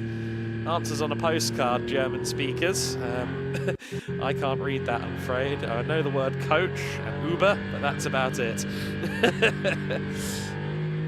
But he's putting some heat through the tyres. He leads in the Am class. And we'll be looking to maybe try and get a few more overall positions when we go back to green. Florian Bauer has only been racing for a matter of months. He's not been doing this for long. And if I remember rightly, he told me that he made his race debut at the Nordschleife, which of all the places to go racing, certainly seems like a very bold choice, but he did very well by all accounts. He's being driver coached by Manuel Lauk, as we see there, the stranded Max Huber there in the gravel. Certainly very close to the track, so you can understand why the race has been neutralised. But Manuel Lauk, who we saw in GT Winter Series last year, and we will see again in GT Winter Series, I am informed, before the end of the year. He's driver coaching Bauer, who is a relative novice, and seems to be doing a very, very good job at the wheel of this East Racing Motorsport entry. 7th overall at the moment, our Am class leader. In fact, I will correct myself, because I think Alberto Di Martini is ahead of him. Yes, he is. Was. That's now been, I think Di Martini may have just let him back through, actually. But Fassetti Motorsports, Jamie Day is your race leader. Jamie Day in the interval between the two Portuguese events and returning to our paddock here in Jerez. He raced at the Dubai 24-hour. A few drivers from our paddock took to the Dubai Autodrome for the 24-hour race. Jamie did a wonderful job there in the 992 class, and certainly these 30-minute races, something of a different ball game from the 24-hour. He was doing 2-hour stints in the Porsche 992 Cup car, but he did say, you know, you learn something every time you're on a track, and he has taken a few lessons from that weekend in Dubai and brought them into this weekend here at Jerez. I have been given an update on the East Racing Motorsport slogan on the dashboard of Florian Bauer's 99 car as we ride on board with Matis Plushkel. Lukas Gajewski says, if we're too slow, the coach had too much to eat over Christmas. That is what the slogan on the 99 car's dashboard says. So obviously the East Racing Motorsport guys with a sense of humour there. If we're too slow, the coach had too much to eat over Christmas. I'm not sure that's how that works strictly, but 19 minutes and 45 seconds left on the clock. We'll see this time quite what the progress is with the recovery of Max Huber's car. Just around the corner, and there is the car back on the tarmac, so I suspect it will burst back into life once the safety car queue has gotten past, and it might need one more lap under safety car while the tractor is returned to its rightful place. But we will be back to racing soon. You see the black tyre marks there on the inside of turn 7. I think that may indicate a little bit what happened with Huber, potentially taking too much curb and firing off the circuit as a result. It certainly looked like something that must have happened early in the corner, because he was pretty shallow in the gravel there. Safety car is in this lap, says the timing screen, so the tractor is through the gravel in record time. It's back in a safe place, and we can once again go racing. Jamie Day then will lead the field away for Fassetti. Denning, Mesh, Plushkel and Meakin, your top 5. They'll be looking to all vie for that overall podium. Charles Dawson running in Pro-Am. He might try and pick off a few places as well.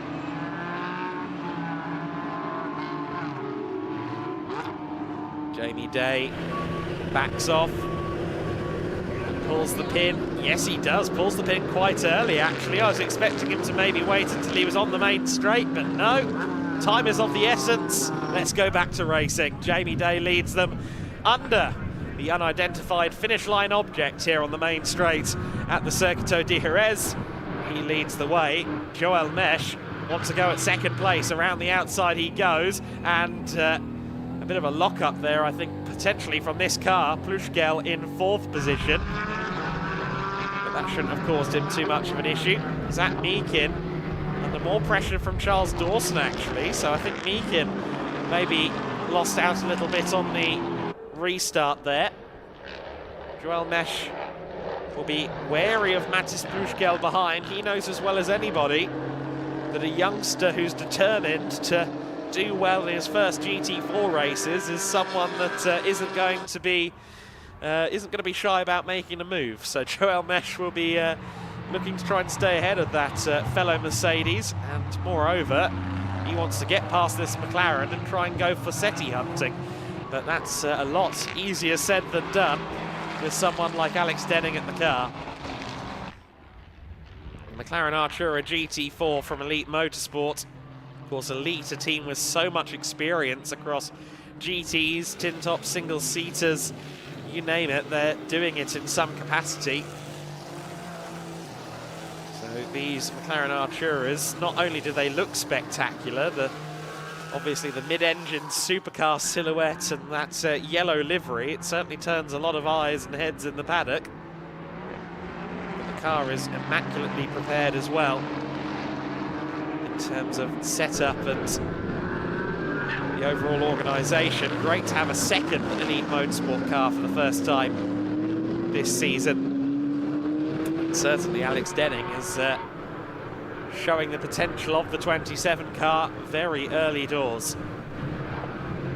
But Jamie Day executes his first flying lap to perfection post-safety car. Has already re-established his lead from previous, just under a second. And that's because Denning is having to watch Joel Mesh in the mirrors somewhat.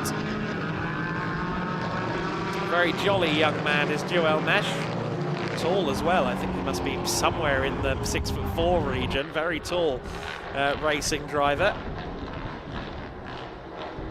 Not quite on Matt Neal's level, for example, but somewhere thereabouts. Very, very long legs on the boy, but uses those legs to plant the throttle wherever possible. Into the pits has come Max Huber after his trip to the gravel. Just a precautionary measure, I imagine, but the car is back out there on the circuit. Huber, however, 3 laps down, is unlikely to be anywhere other than last by the end of this race. Top 3 breaking away a bit from Plushkel, who is now falling back into the clutches of Zach Meakin. Meakin has, as anticipated, put some distance between himself and Charles Dawson. Dawson is the AM element of the Pro-Am entry, the number 85 Mercedes from CV Performance Group, so understandable that he might not be quite up to the same speed as these first 5 drivers, all of whom are young, talented silvers. But into the pits comes Alex Denning. Alex Denning is coming into the pit lane. It's a drive-through penalty for starting in the wrong position, wrong starting position, says the timing screen. The number 27 of Alex Denning, who was running so well, is now very frustrated watching that speedometer show less than 60 kilometers an hour as he passes through the Jerez pit lane for an unscheduled visit. That hands a podium position then to Mattis Plushkel. And Zach Meakin now has the opportunity to defend the valour of Elite Motorsport and get them back on the podium. His teammate Denning has had to go through the pits. Ergo, Zach Meakin is now their sole hope for a podium by the looks of it. Plushkel will be aware that Meakin has been closing in on him, will be aware that maybe there's a slight pace deficit in favour of Meakin, but he's come through junior tin tops as Plushkel. So let's see if he can use some of those learnings to defend from Zach Meakin. Meakin, of course, also with junior motorsport experience in the Ginetta Junior Championship, moved into GT4s last year after a spell in the UK-based junior series run by Ginetta. 2 very promising young talents in this fight for 3rd place. 2 further promising young talents in the top 2 as well. It's a bit of a spoil of riches for young, promising silver drivers in the GT4 Winter Series. Bit of a sideways moment there coming out of the final turn from Mattis Plushkel. He can't afford to scrub too much speed on the apex of corners, because that's the kind of thing that will allow Zach Meakin an opportunity to lunge up the inside.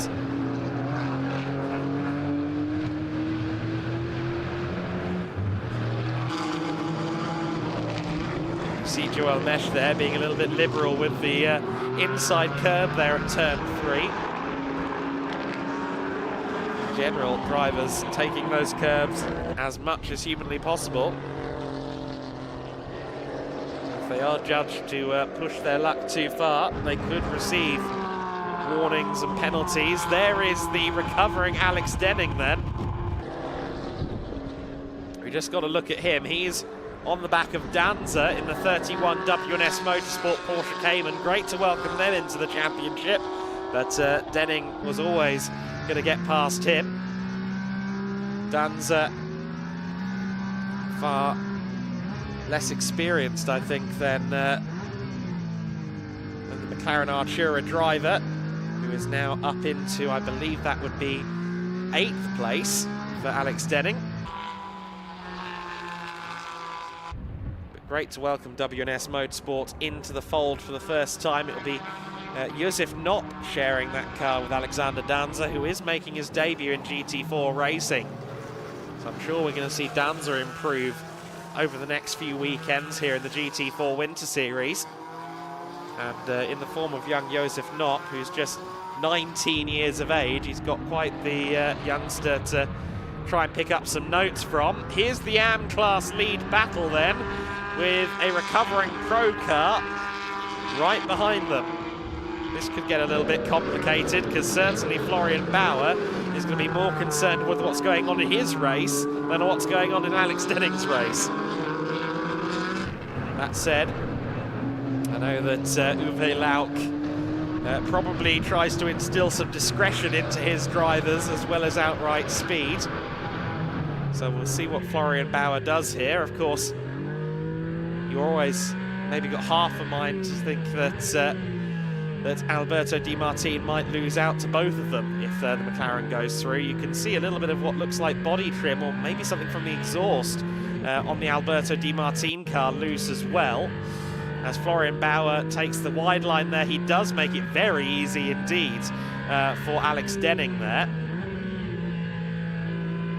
Interestingly, Alex Denning has stopped being scored by timing and scoring. He's listed as 11th place, but slowing is Joel Mesh. Joel Mesh is slowing, and he's got a very low rear right, so some damage to that car as Denning dives up the inside of Alberto Di Martini. So that's a move for 5th overall as it now is, and it's a move for 5th overall because Joel Mesh is falling through the order. Now, is that just a failure, a mechanical failure, or is that the sign of maybe an incident? Well, certainly there's a puncture on that number 11 car. The right rear is down on Joel Mesh. That is an unfortunate end to his race. I think whether it was a failure or whether it was a result of contact, I'm not sure, but nonetheless Joel Mesh looks like he's going no further in this one.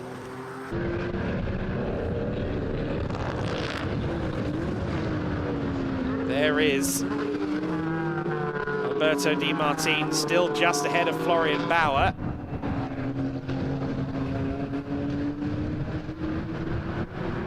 Again, the Elite Motorsport McLaren, as I understand it, should be ahead of these two, but on timing and scoring, he's now a lap down. I think timing and scoring may correct that, because he definitely didn't go a lap down with the drive-through penalty. I make him 5th overall, which means this AM class lead battle between the Yellow Cayman and Alberto Di Martini is for 6th place overall, and sure enough, Denning is now being bumped back up the pack, so that is correct. So the AM class lead also for 5th overall. There is the recovering McLaren Artura. There's the 6th and 7th place battle.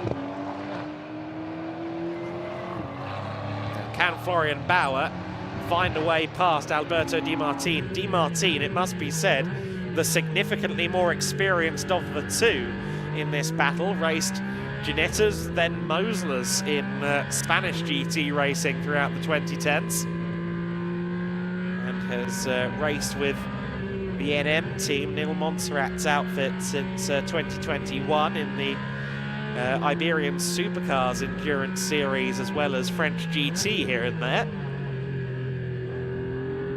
And he is certainly a gentleman driver, but one with plenty of experience. Looks like it's part of the diffuser that's damaged on the number 15 car, so maybe a little bit of a rear aero deficit on that machine, but otherwise still looks to be going fairly well. It's not a cosmetic part, but it's also not a part that will cost him more than a few tenths a lap. Unfortunately, the same can't be said for the number 11 car's tyre. I assume they've already put a new tyre on that car, because it was definitely down while he was hobbling around the circuit, Joel Mesh. They might send him back out there to try and score some points, but I An unfortunate end to Mesh's first race of the weekend. Of course, in the overall championship, that's going to swing things firmly in favour of Jamie Day and Mikey Porter.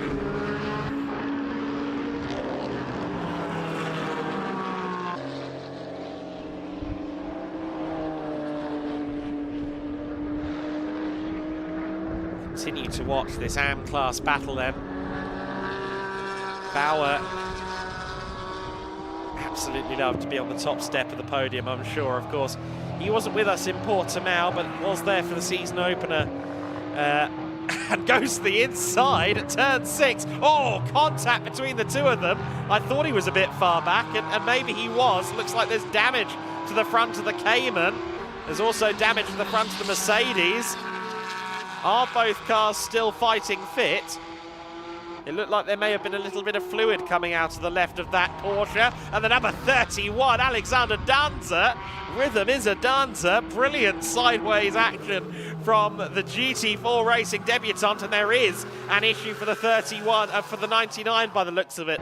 Florian Bauer going very wide there. And I just wonder if I did indeed see fluid leaking, and that might be maybe on the rear tyres or something like that. So up into 6th overall has gone Alexander Danza. He's in the Pro-Am class, so he's not in the Am class battle. Meanwhile, Zach Meakin,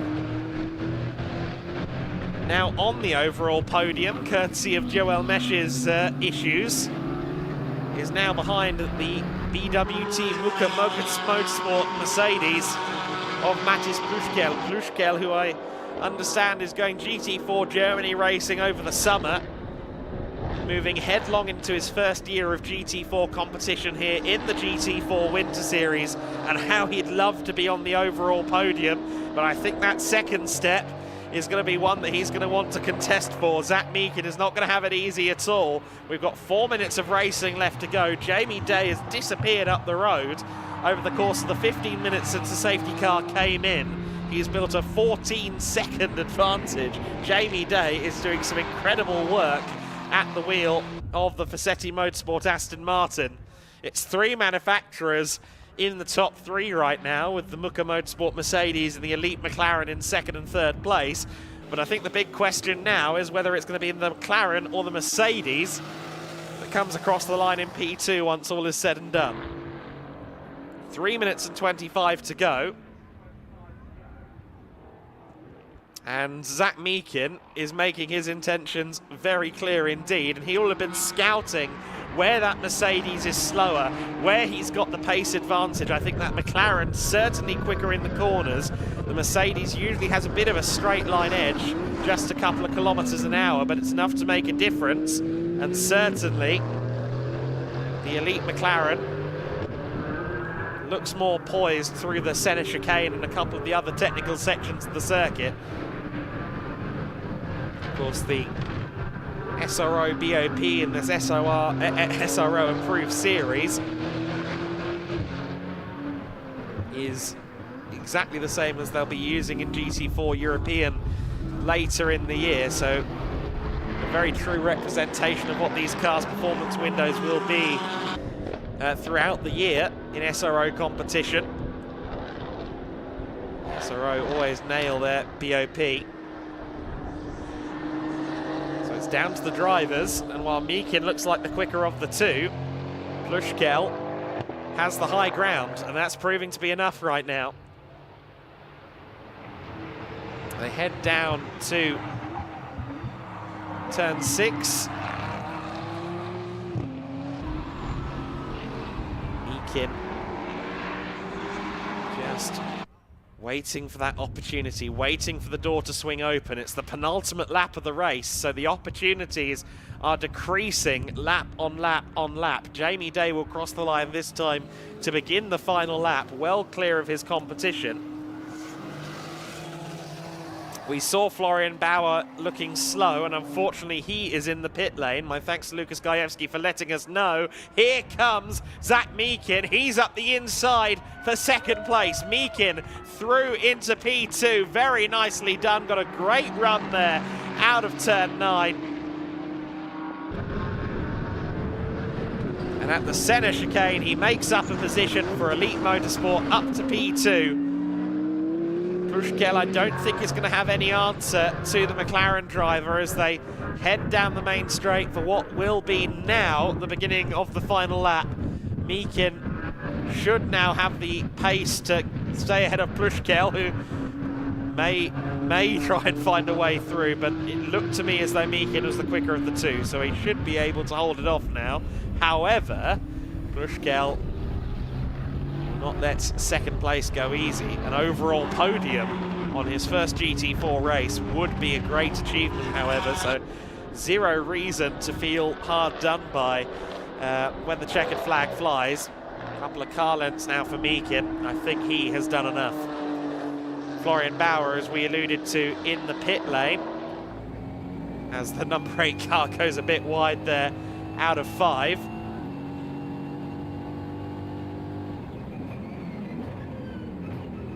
Under braking into 6.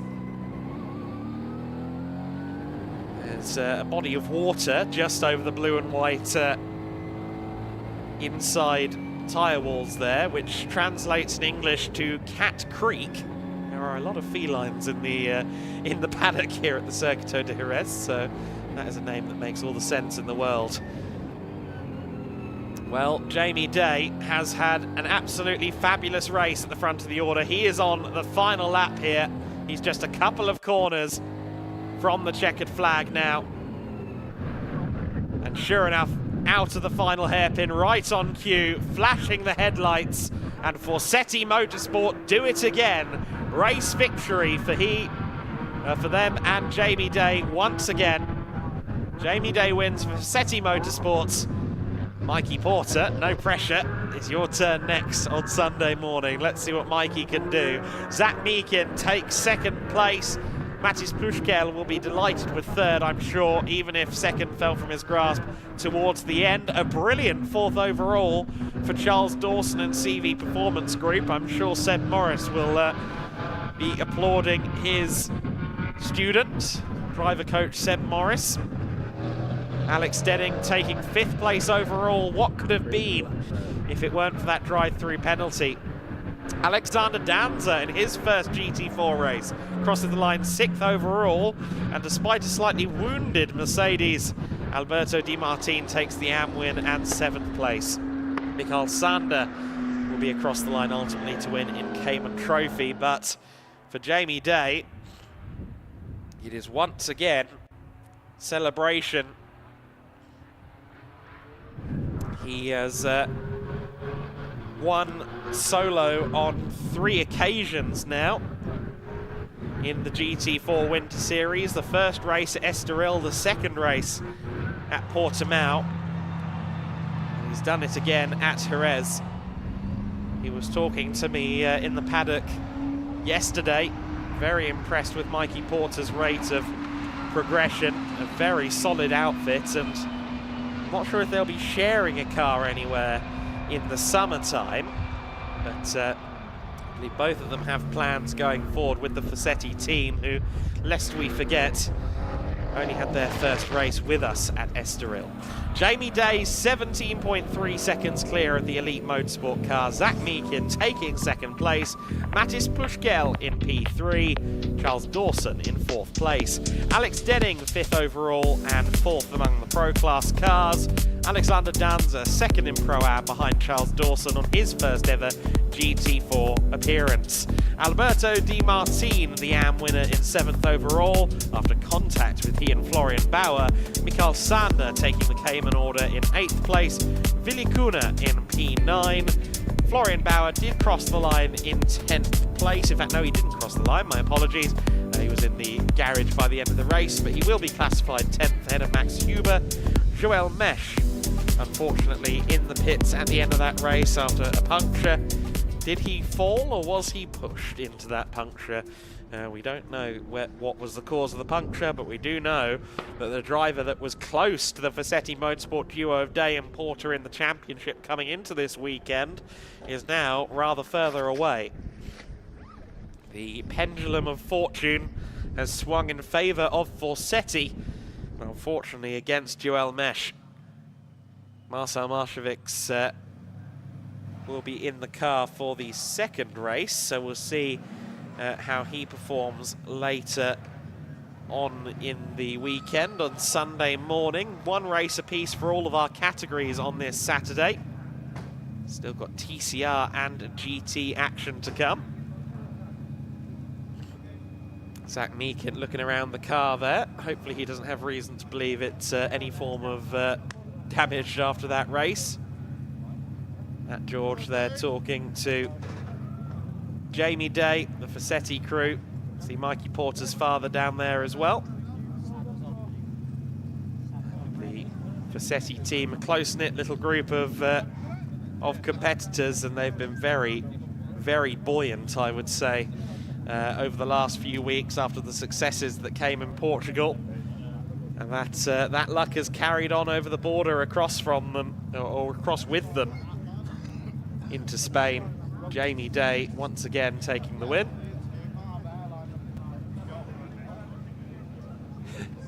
Jamie there debriefing with Joe Holloway, who gives him a good shake of the hand.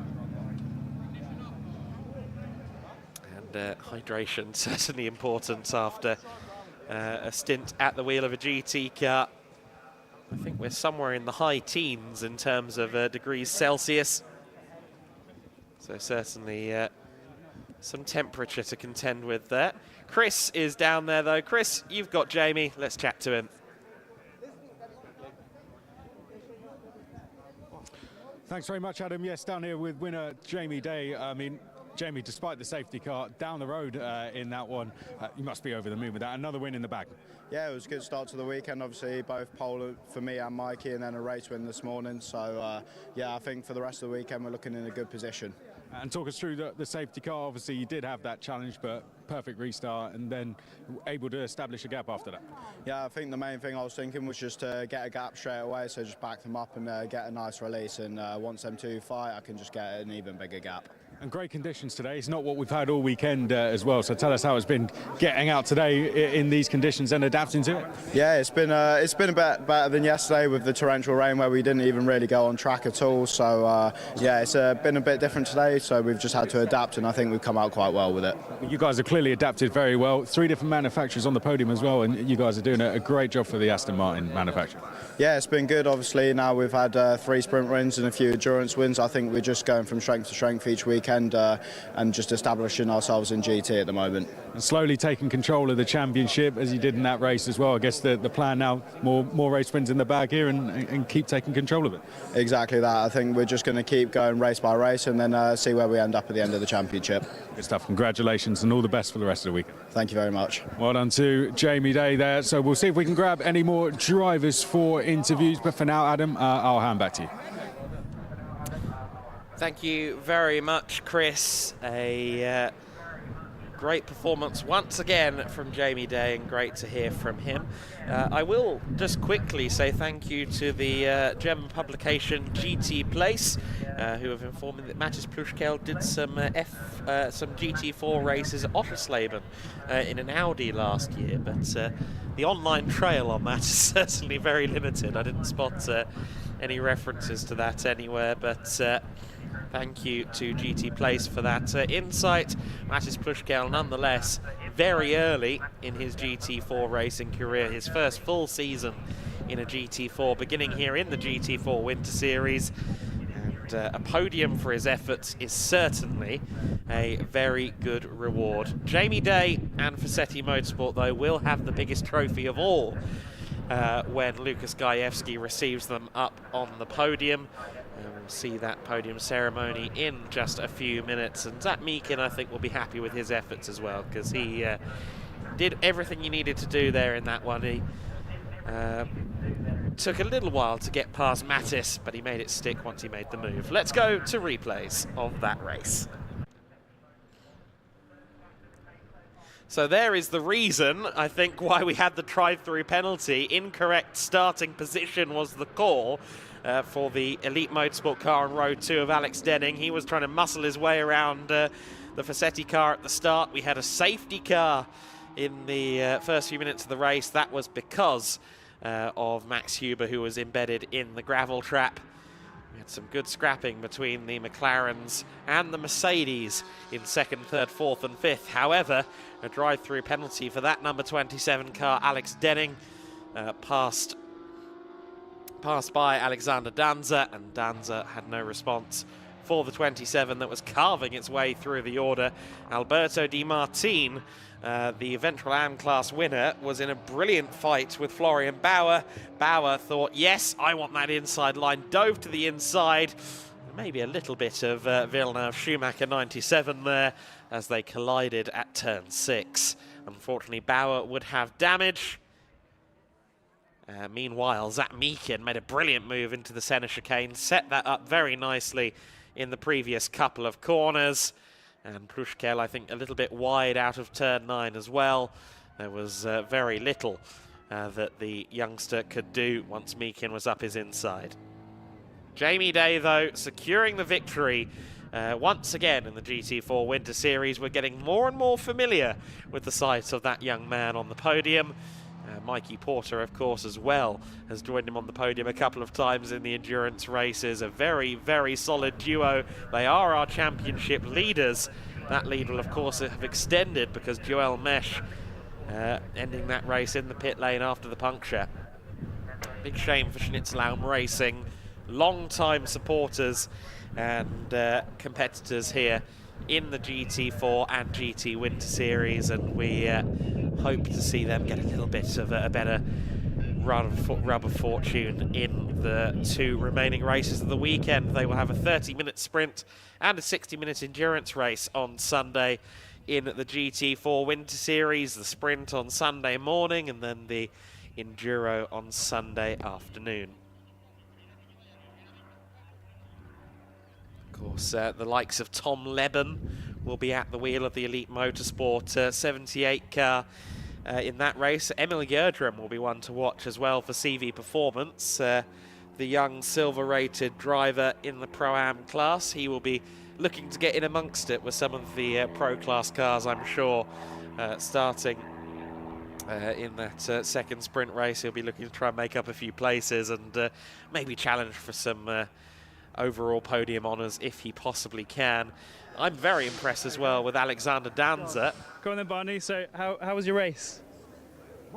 Oh, okay. Was that good? Wow. And where did Daddy come? P4 overall, P1 class. There you go. Say hello. Oh dear. I don't know how to interview myself, to be honest with you. So thank you. Right. I think that was Alexander Danza, if I'm not mistaken. That was Alexander Danza, who is straight back on daddy duty after the race. That was very cute, that was. Alexander Danza should be very impressed with his efforts after that race. He and Josef Knopp, I think, are going to make a formidable duo this weekend. Looking forward to seeing how they fare in the Sunday races, but Alexander Danza, and I assume his daughter, or other WNS Motorsport related baby, certainly enjoying the sunshine here at Jerez, as the fans are doing as well. Fans, we can see you in the grandstand overlooking the chicane, so give a wave if you're in the grandstand right now, guys. Give us a wave because you're on TV. Thank you so much for coming along. There you go, a couple of people are listening. Thank you very much. Great to see you all enjoying the racing. If you're watching from home and you're somewhere within driving distance of Jerez, do bear in mind that this is free access. So Winter Series Sunday, always full of racing action, and you can come along and watch for free if you're liking what you're seeing. That is the case for all of the events as well, so Valencia, Aragon and Barcelona will also be free access for our fans here in the Winter Series. TCR cars already heading out onto the grid, so we're not going to have too long to wait until our racing action. The GT4 podiums will be coming up momentarily. A few drivers, I think, might even have to be salvaged from the garages, unfortunately, because of a couple of misfortunes in that race, but we will head down there shortly with Lukas Gajewski, and he will be talking us through the ceremonies once again. TCR's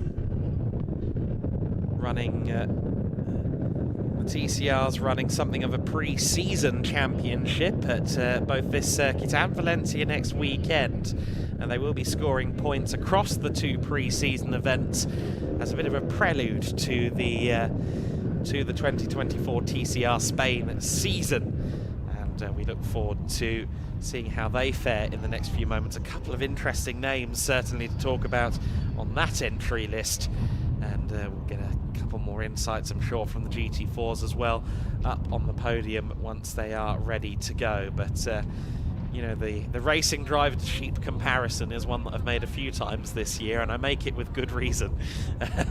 They are very difficult to get into place sometimes. Great to see the spectator banks, grandstands with spectators present. Certainly efforts have been made to shout out the fact that we are more than open to public here in the Winter Series. A great chance to come and watch some racing when normally things would be a lot quieter around these parts. Lucas is ready, so let's go down to the podium now. Oh yes, absolutely. Here we are then for the first podium of the weekend in GT4 Winter Series. Let's bring your top three drivers onto the stage. And in third place in one of the first GT4 competitions for him for BWT Mücke Motorsport is Matthijs Pluschkel. In second place for Elite Motorsport, Zach Meekin. And your winner, once again, for Forseti Motorsport, Jamie Day. Congratulations to our top three finishers as we have the Giedlich Racing organization presenting the trophies to our top three drivers. Jamie in first, Zach in second, and Matthijs Pluschkel in third on the podium with his first GT4 result, at least as far as the Giedlich Racing campaign and the GT4 Winter Series are concerned. Pictures being taken, and although we are short on time, let me quickly grab a word there with Matthijs, one of the first GT4 competitions for you, Matthijs. What a great experience out there. Yeah, it was. So my race was quite exciting, but when I reached the middle of the race, my tires were pretty fucked, and then I couldn't hold him off, and then it's P3. Matthijs, thank you very much, and we'll speak to you guys later on. We are very, very tight in terms of our schedule, so please, can we have another massive round of applause? Your top three finishers, Matthijs Pluschkel, Zach Meekin, and your winner, Jamie Day. Thank you very much. And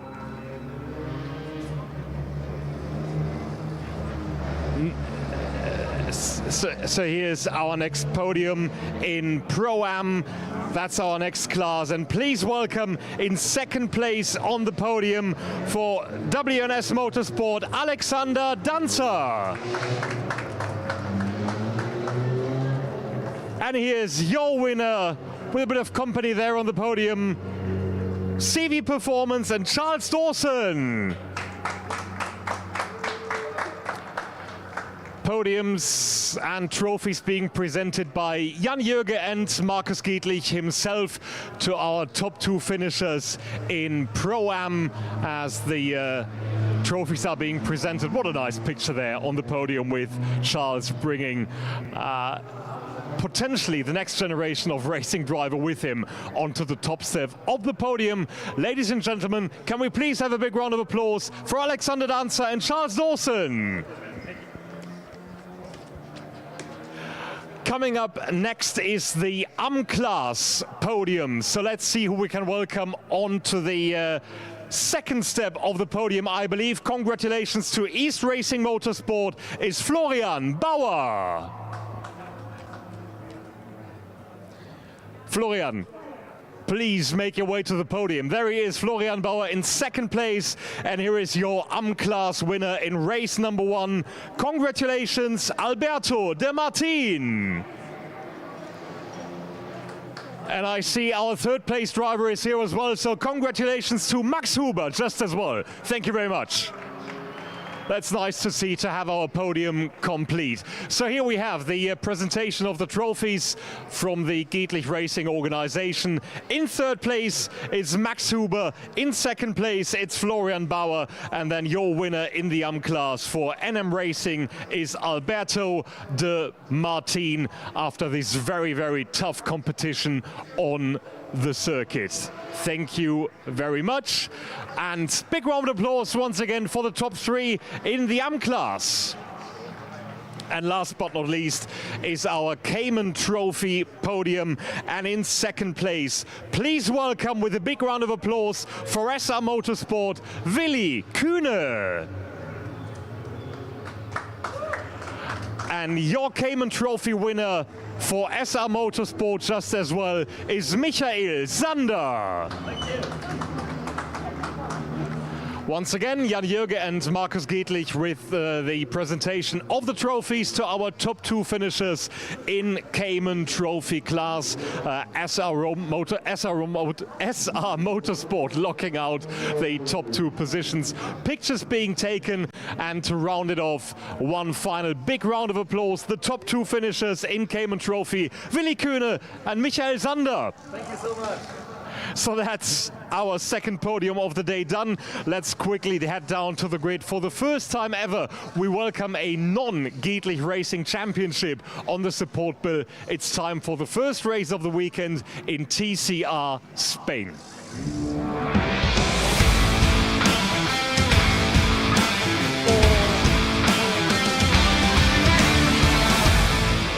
Welcome everyone down to the grid. We're getting ready to go for TCR Spain. Guest championship for us this time.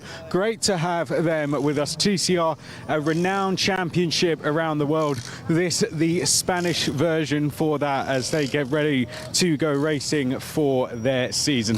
Spin round, Johnny. There you can see the view they're going to have as they roll up to race 1. And I tell you that TCR is a championship where, as Adam will tell you, they do not mind getting their elbows out. It's a fantastic championship, lots of close racing in it, and as they charge up towards that first corner, I tell you what, if someone gets a good run off the line, they will not be afraid to go down the inside or around the outside either. Okay, let's have a walk down the grid. We can see the number 23 is going to be on the outside of the front row. And the drivers have decided to start, well, the organisers have decided to put the cars on the inside of the front row, just due to the fact that it is a short run up towards that first corner. So Ignacio Montenegro is on the outside of the front row. And then we have Eric Genet Casanovas on the pole position. Okay, I'm catching my breath back, as will be Adam Weller by the time he is done with this first race, I can tell you that. Here we can see next along the second row, Mark Aguelo Lopez Jr. And then we have Gonzalez next along on the fourth row. Mark Aguelo Lopez on row 4. And then we have Mark Romeo Gonzalez next in the 63. Let's keep rolling. I want to get down to Ana Carrasco, who races here when we have over 100,000 fans packed into these grandstands here for the MotoGP. She is due to be racing in the number 22. Here she is, Moto3 racer Ana Carrasco. Feel free to have a spin round the car, Johnny, and have a good look at that one. Really great to have Ana Carrasco racing with us. I don't know how long we have left, or if she would be comfortable having a chat to us. But Ana Carrasco due to start. I know she's being talked to by her engineer at the moment. There we can see she is due to start in the number 22. Really great to have her with us. I mean, jumping from 2 wheels to 4 wheels. A huge, huge challenge, but great to have her with us. And Ana Carrasco, who is usually here when we have all those fans piled in. I don't know if we have been given the all clear. Does that mean she's okay? Are we okay to jump in? I think we're being given the nod. Okay. Ana, great to have you here with us. How does it feel to be racing in TCR Spain? Yeah, it's a good feeling to be here. My first time racing on car, so I'm having a lot of fun, learning a lot. So let's see how the race goes. How's the challenge been, adapting to racing on 4 wheels from 2 wheels? Yeah, it's my first day, so still a lot of things to learn. But yeah, I'm having fun. I know the track, so that's something good. So let's see if I can improve a little bit today on the race to learn a lot from the other drivers, and then tomorrow make another step. And what has attracted you to this championship in particular? In this track? Yeah. Yeah, normally we race in the Moto3 World Championship, also in the World Superbike, so that track is, I learn a lot, so I'm having fun, yeah. How's it feeling out there so far in the car? All good?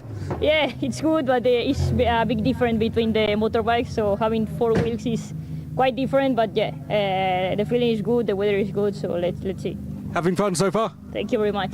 Good stuff. We'll let her go because I think we're being told to slowly clear off. Thank you to Ana Carrasco. Thanks so much for that. Very kind of her to talk to us ahead of what is her very first race in cars. Ana Carrasco usually racing in the Moto3 World Championship when they charge around here at 20 odd for the lead with 100,000 fans packed in here. Johnny, just spin the camera around, have a look. All those fans packed in. I'm sure many will be rooting for her. Give us a wave, guys, up there. Are we looking forward to TCR Spain? Hope we are. We can see them up there all getting ready to go, lined up, familiar sights to what Anna would be seeing. Fans are all packed down, all the TCR Spain cars ready to go, and I think it's going to be a pretty good race, I think, and a historic race as well with Anna down there. Great to have TCR Spain with us. Adam, I think that just about wraps it up down here on the grid. I'll pass back up to you now for race number 1.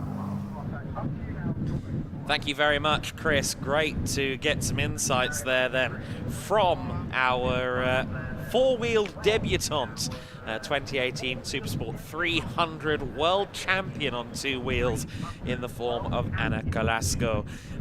We have another very interesting driver towards the front of the grid, and that is Eric Genet. Eric Genet is the son of Jordi Genet, Marc Genet's nephew as well.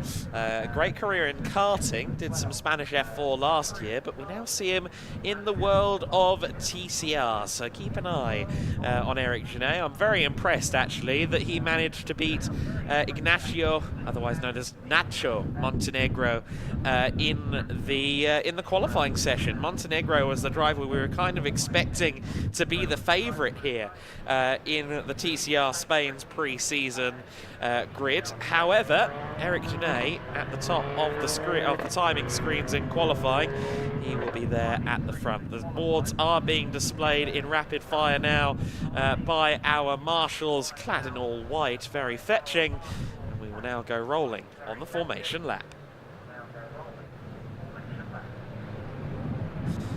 So then 10 cars set to start this one. And just counting through them at the moment, looks like we're down to 9, so someone has gone awry. I think we are down a Honda Civic, but nonetheless, it is Eric Genet starting from pole position, just a couple of tenths clear of Nacho Montenegro in the number 23 car, the Honda Civic FL5. The Audi RS3 is next, the number 63 car from Miguel Angel Romero. He starts from 3rd place alongside Marco Aguilera Lopez on row 2. Jose Antonio Cadiz is next, Santiago Castilla in 6th position. In 7th place is Mariano Alonso. He is alongside Ana Carrasco on her championship debut in TCR Spain in her first ever 4-wheeled race, and that is a story that we'll be very closely following.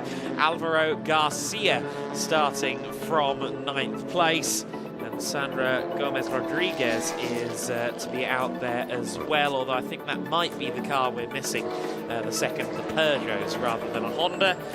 Nonetheless, we are still very, very much intrigued by what this race is going to look like over the course of the next 25 minutes. How will Ana Carrasco adapt to the world of 4-wheeled motorsport? Will Eric Genet be able to hold off Nacho Montenegro? We'll have to see. We've got some really, really great talents here. Sandra Gomez, would be one to watch. Sadly, she's not taking the start for this race. She was a driver that won a selection organised by the Auto Hebdo Sport magazine, a partner of TCR Spain, and racing in the Spanish Hill Climb Championship, I understand, as a result of her efforts in a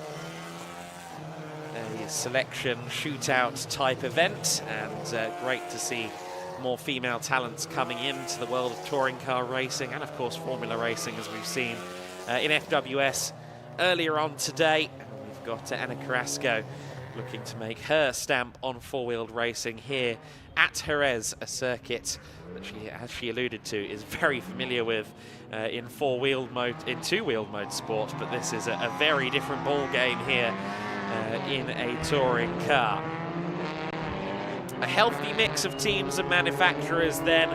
Auto Club RC2, Moto Club Sabadell, Montlau Motorsport, ALM Motorsports, CTE Ultima Vuelta, Scuderia Bikes en Polder, and the Federation Andaluza di Automobilo as well.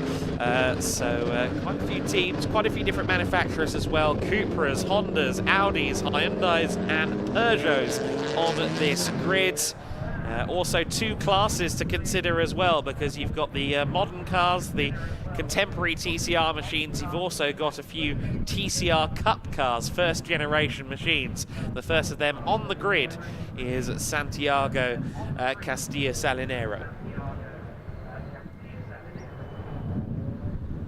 Or Santi Castilla, as he is otherwise known. All of the cars then have pulled up on the grid. We are about to go racing for 25 minutes.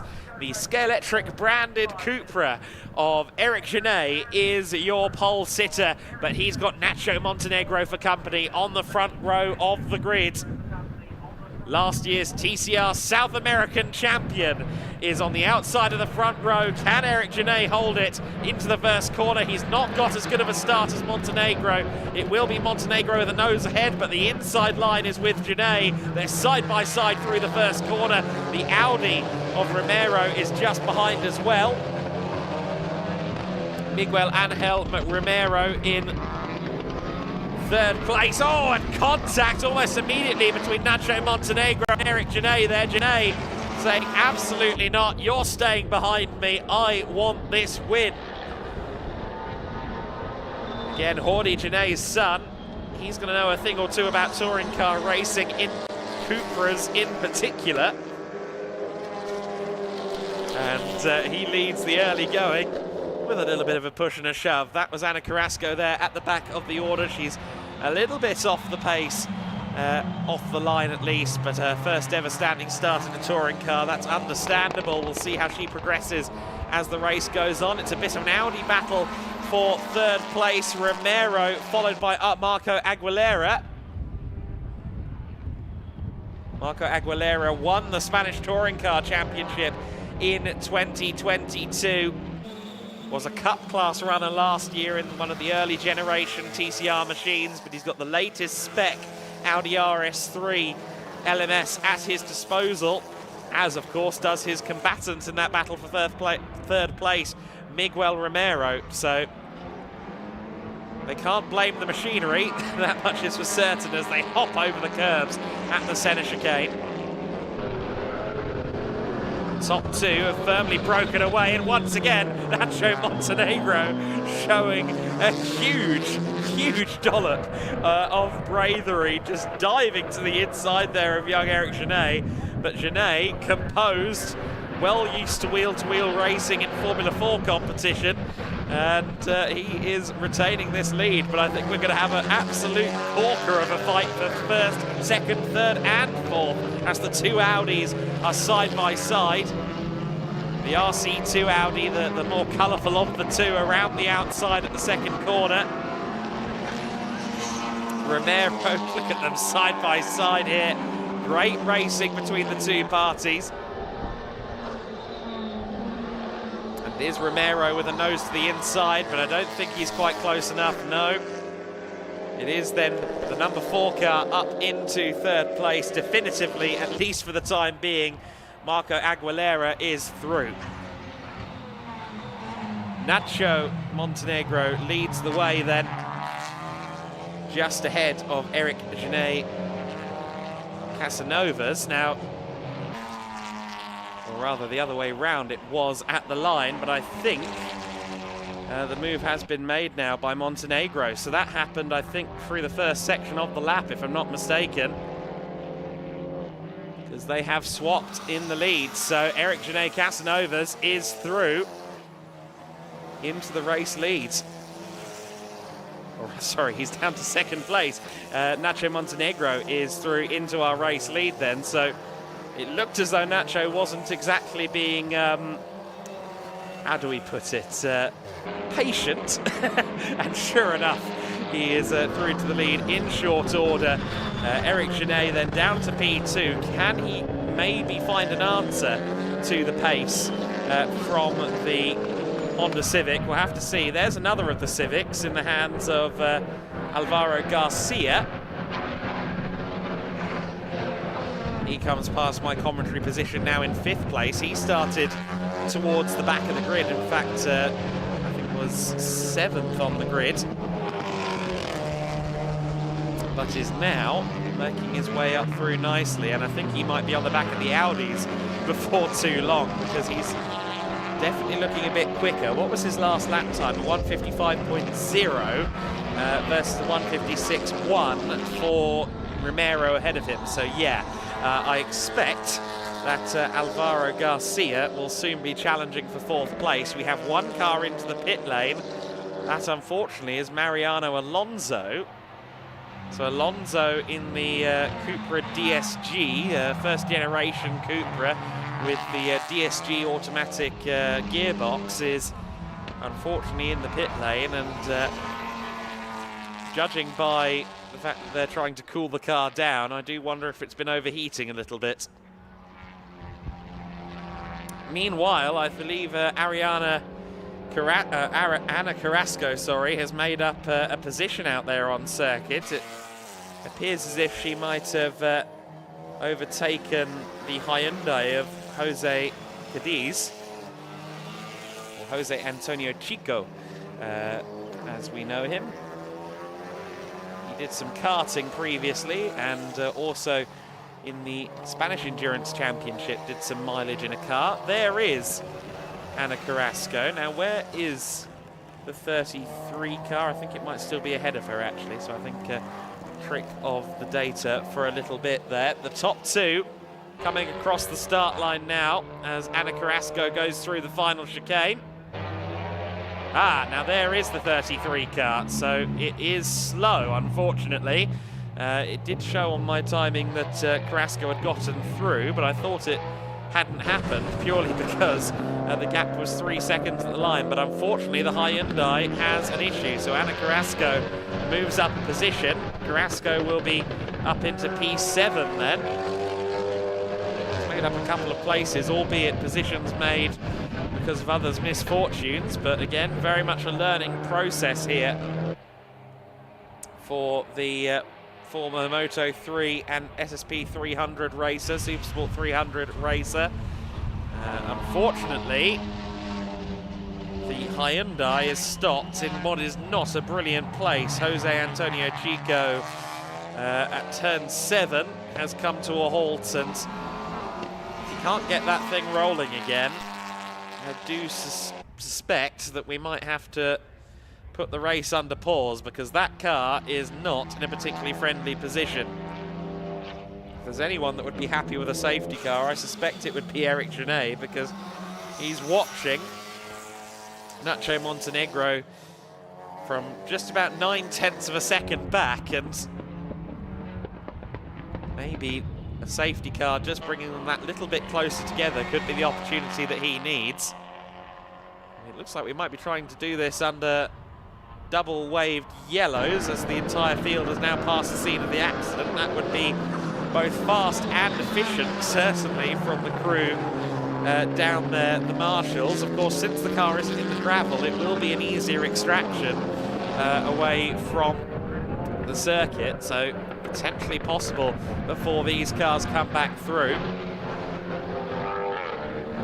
Montenegro just 8/10 clear of Eric Genet, who obviously he got that pole position. He was very quick in qualifying. I think a lot of people sitting up and taking notice suddenly of Eric Genet over the last couple of days. Again, looking at the entry list on the face of it, Nacho Montenegro was the name that stuck out. The TCR South America champion from last year is here in Europe because he wants to further his career on the international stage. And so everyone had him earmarked as a favourite, but he's got some competition in the form of Eric Genet, certainly. They're 6.6 seconds clear of the chasing pack. And we're still under yellows. Are we under safety car? Because I saw some light panels around the circuit.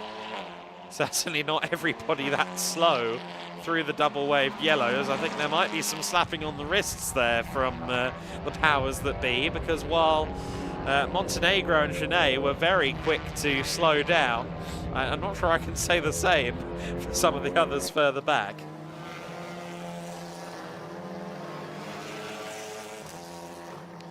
I'm understanding from down in the pit lane that Mariano Alonso's stop in the pit lane is because the fire extinguisher went off in the car after a particularly abrasive curb strike, and that set off the fire extinguisher. So that was that's the mystery solved there regarding Mariano Alonso, and that's something that you don't hear very often, certainly. But that's the situation there. The situation in the battle for fourth place is this.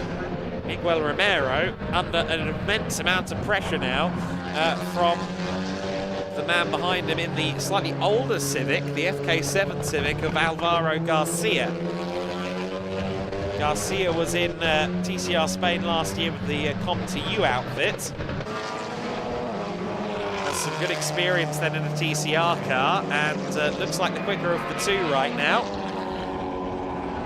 Miguel Angel Romero, though, the youngest driver in this race, was 2023 Spanish Endurance champion in a Cupra TCR, so he's done a lot of TCR mileage in endurance races, and also ran in TCR Spain last year too. Safety car has been declared on my timing screen, so after noble efforts to try and get this race resumed under double-waved yellow without the need for a safety car, I think we've unfortunately had to concede that Hyundai isn't going anywhere without a full-on safety car. I think they might have to flatbed it because it doesn't look like it wants to move. There's the number 70 car of Santiago Castilla. Still awaiting his recovery is the 33 of Jose Antonio Chico.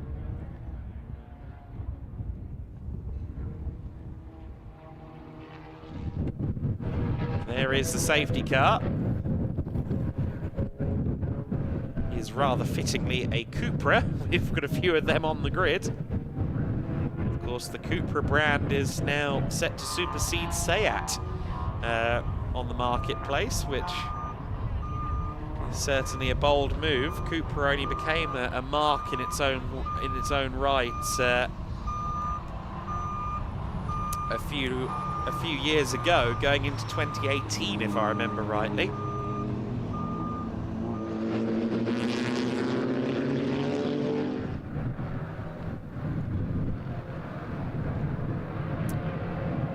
Be Nacho Montenegro that leads the cars around them behind the safety car, since they were being a bit quick under double-waved yellows. I think the safety car was the way forward. We now go back to a neutralised field then, and that gives the likes of Castilla and Ana Carrasco an opportunity to get closer to the pack once again. And obviously for Carrasco, it's actually a very good opportunity within the within the Cup class for the first generation TCR cars. Those two just going through shot there are your Cup first and second place cars. So Santiago Castilla is your Cup class leader. And now Ana Carrasco, the only real remaining competition for him in that class, is right on his back bumper. So Ana Carrasco with an opportunity to maybe try and steal one here in the Cup element of this field. We're going to see more of Cup class entries throughout TCR globally over the coming seasons. I think the decision has been made to kind of run first generation cars under a separate BOP. Of course, much like GT3 racing, these are customer cars built by manufacturers and they're balanced with BOP, and there's now a separate BOP and a separate classification in most TCR categories for early TCR cars like the first generation Cupra and indeed the Peugeot 308 Cup car that you see there in the hands of Ana Carrasco. So then the safety car has been declared in this lap, so we are going to go racing pretty sharpish here. I'm interested to see whether Marco Aguilera could maybe be a factor in the lead battle, because it looked like Aguilera had pace that he could use to maybe get in amongst it. However, he was held up by that battle with Romero. However, he no longer has Romero ahead of him, so potentially the Spanish touring car champion of 2022 can try and get the elbows out and see what he can do against Jerez and Montenegro. Certainly, if you can claim a scalp like the very hot prospect that is Nacho Montenegro, it will do you some good. We go back to green flag racing then, with just over 10 minutes left on the clock. And the pack is together once again as they head down the main straight and towards the first corner. It's Montenegro that leads, Jerez second, Aguilera third, Romero in fourth place, Alvaro Garcia in fifth place, then it is Castilla, then it is Ana Carrasco. Our 7 remaining runners after the issues for Chico, Alonso and Gomez.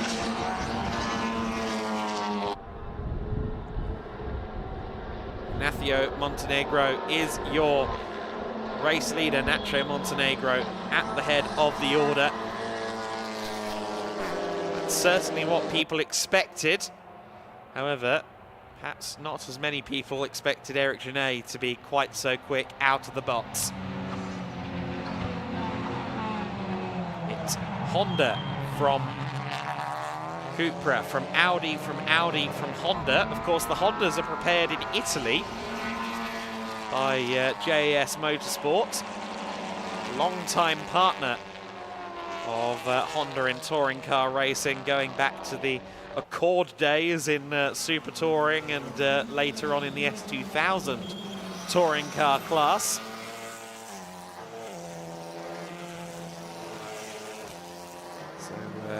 Japanese-Italian, let's say, these cars. The new FL5 Civic at the front of the order and the FK2 in fifth place, or the FK7, I should say, in fifth place. Alvaro Garcia in the second generation Civic. The first of the Civic TCR cars was the FK2. Might see a couple more of them back out there on the international stage with the introduction of the Cup class in TCR racing. And there goes Garcia up the inside of Romero, and that's a move for fourth place. Very nicely done by the number 30 driver, Alvaro Garcia. Garcia moving into a new team in this TCR Spain pre-season event, and seems to be coming along very nicely, this new partnership. There could well be a podium on the cards now that he's gotten past Miguel Romero. Can Marco Aguilera be the next target? We'll see what their comparative lap times are next time across the line to get an idea of it. Aguilera's fastest lap is certainly a couple of tenths better than Garcia's, but Garcia looks to be on the warpath at the moment with just 7 minutes left to go.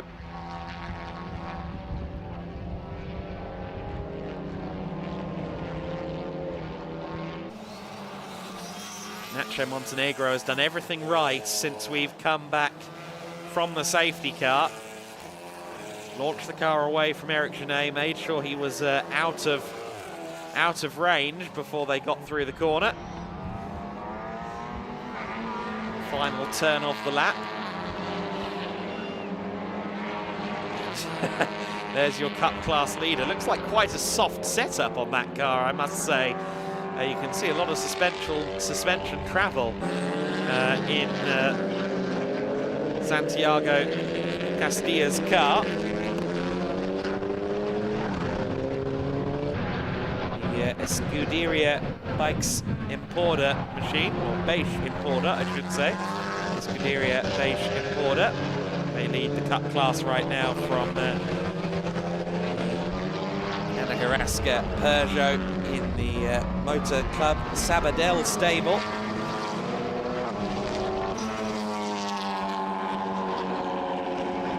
Five minutes and 45 of this race left to go, so if there is to be an attack for the podium here from Alvaro Garcia, it's going to have to come fairly quickly, and his last lap was very, very impressive, a 1:54.521.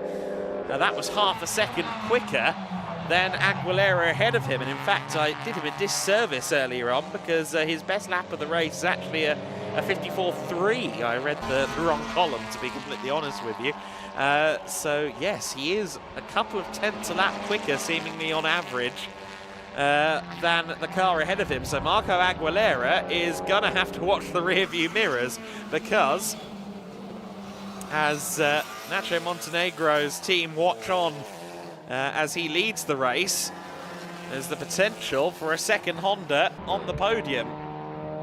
Not just a second Honda, but a second Honda from the ALM Motorsport stable as well. So ALM on the verge potentially of welcoming a first place trophy back to the awning, but also maybe a third place one as well, because as they come out of curve of Ferrari, the Audi and the Honda are extremely close together. And Garcia certainly looks like he's got a lot of confidence in that Civic. He was close around the final corner. How close will he be going into the first corner? The answer is not close enough for a move. But I get the feeling it's only a matter of time before we have Audi and Honda side by side, because it looks to me as though he has the upper hand as this race is wearing on. He's still in the 54s, while Aguilera has dipped into the 55s, so maybe he's done some better preservation of the tyres, while Aguilera was fighting Romero in the early stages of the race. Perhaps that is why things are now starting to tilt in his favour, but the Honda driver is certainly looking the more sprightly of the two. He's got a good run down towards turn 6. The door is being left open, and well, Aguilera makes that quite easy for him. Through goes Garcia. Will Aguilera stick around the outside? Yes, he will. Will they make it side by side through turn 7? Yes, however, corner exit, they just about find room for each other, and Aguilera does a stellar job there of retaining the position. I thought, to be honest, with how unaggressive he was into turn 6, that he was just letting the Honda go, but far from it. He was playing 4D chess while we were all playing checkers, and carried the momentum brilliantly out of 6 into 7. He retains third place then.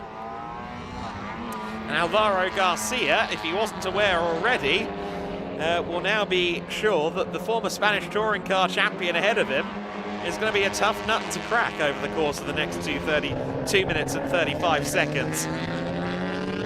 The clock is ticking down quickly. They will start the penultimate lap of the race this time by.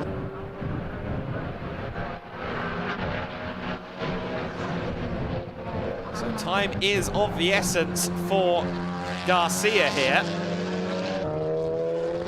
There is Castilla in the lead of the Cup class as well, so Castilla running fairly clear at the front of that order.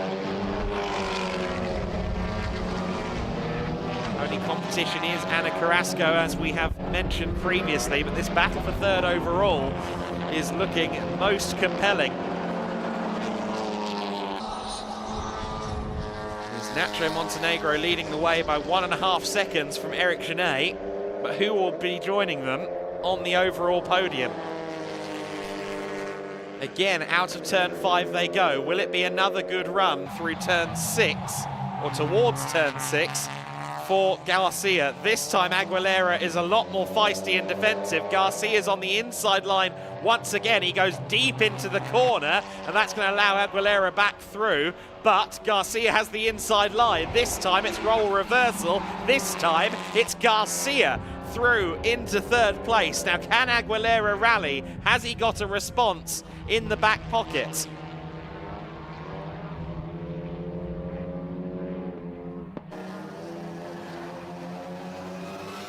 They run through turns 9 and 10 with a new order. The Honda ahead of the Audi. 2 Hondas then set for the podium.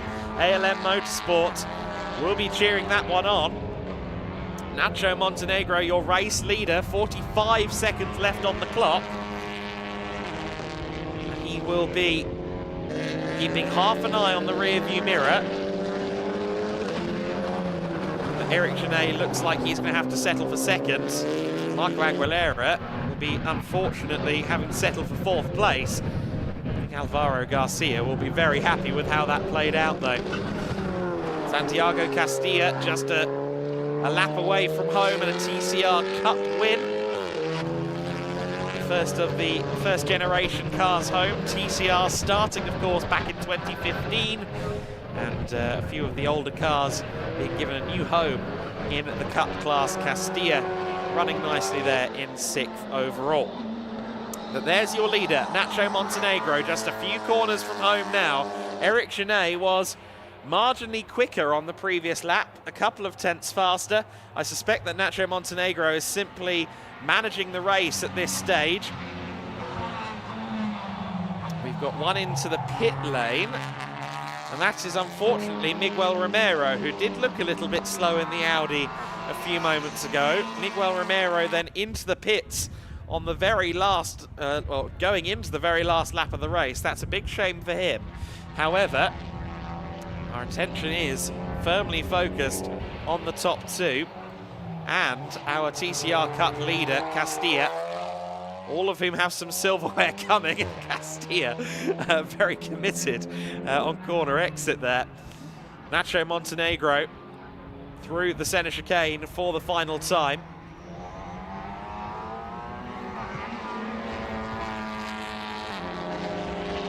Just one corner left between himself and a win in the first pre-season event for TCR Spain. Great to have them with us in the Giedlick Racing package for the next 2 events. And it's a start of the best nature for Nacho Montenegro, who crosses the line to start the final lap. My apologies, I thought that was the end of the race, but it is +1 lap. That is on me, I do apologise, but we do have one more lap to go, so we are now on the final lap of the race.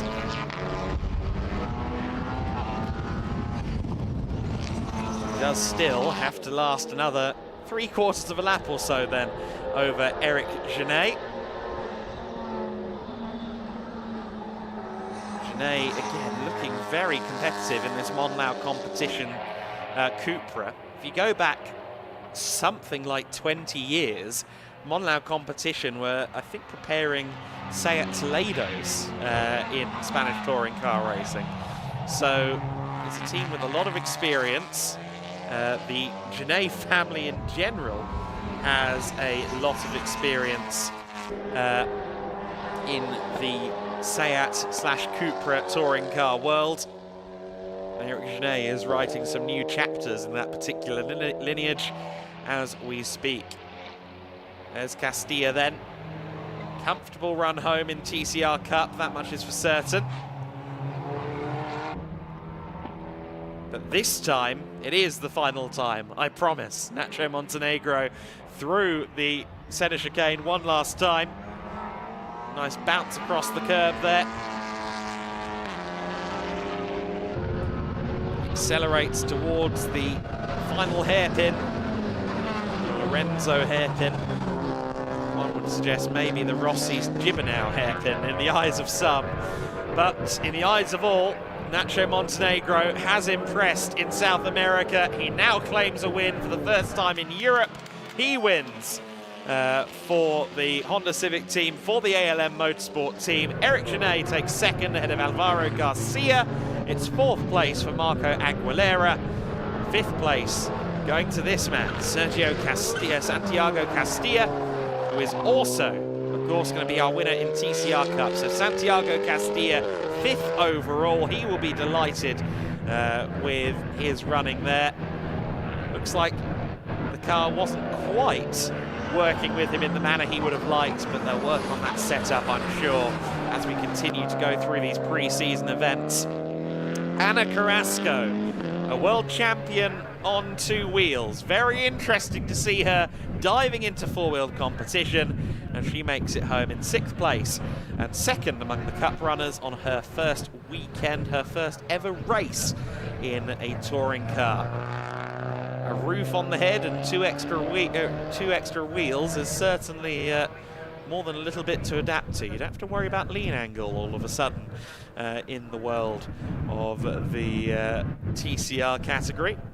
And Ana Carrasco, great to hear from her on the pre-grid with Chris McCarthy. She seems really excited by that opportunity to go touring car racing. Let's take a look then at the results of that race. Nacho Montenegro taking the race win. Eric Genet taking P2 ahead of Alvaro Garcia. Marco Aguilera finishing in fourth position.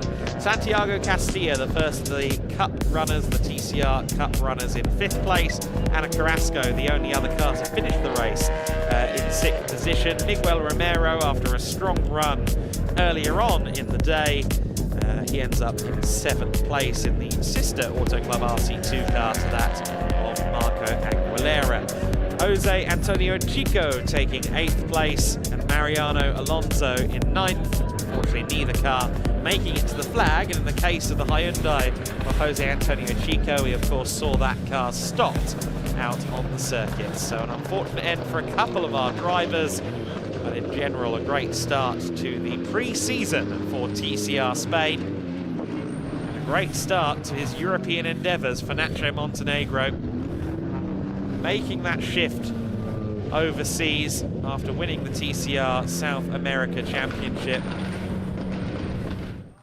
And we'll have to see how the Argentinian's career develops from here.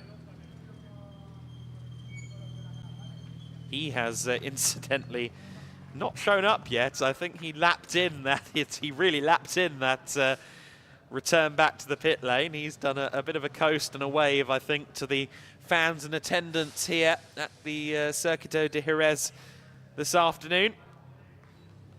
Be careful of that door as well. But he gets himself to the top step of the podium. Well, he will get himself to the top step of the podium shortly. He has the top parking space at the Circuito de Jerez for the time being.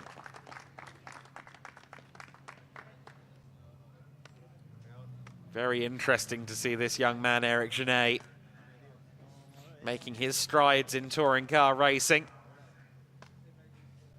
Of course, started that race from pole position, got a very good launch, but it was Nacho Montenegro with a slightly better launch, and it was ultimately Montenegro that managed to get through and take the win. He certainly had his hands full at times over the course of that race. Certainly he seems happy with his efforts.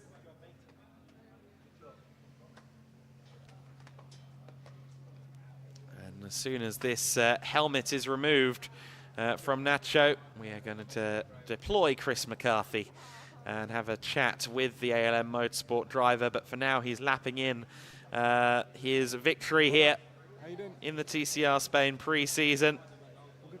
Gloves off, ARDS device off, and helmet off.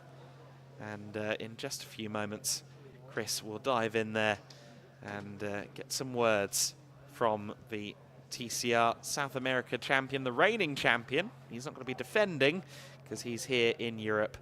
But I believe Chris will swoop in there in the next few seconds. So Chris, we'll throw down to you. Let's catch up with Nacho. Nacho Montenegro, great win there, fantastic drive. How do you feel to get a win under your back straight away? Yeah, fantastic job. Thank you first, all the team. Thank you to Martin, thank you to Alvis today, my engineer. They did a fantastic job all whole weekend. Let's see what we can do tomorrow, but we already win one race, so yeah, good start for us.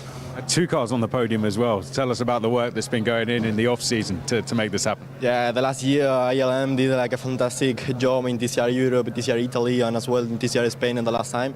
So yeah, they really deserve it. They are the best team with Honda, so yeah, let's keep in the same straight, you know.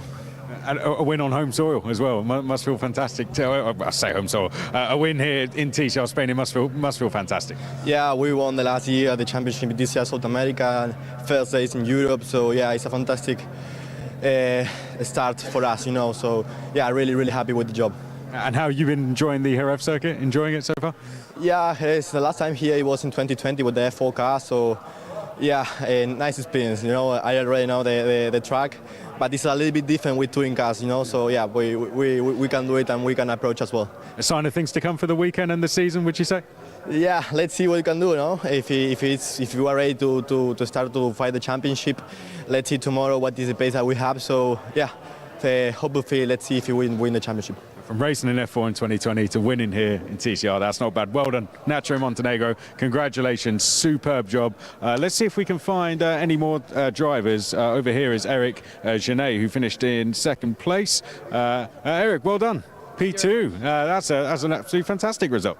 Yeah, for me it's been a very good result. It's the first race here in the TCR.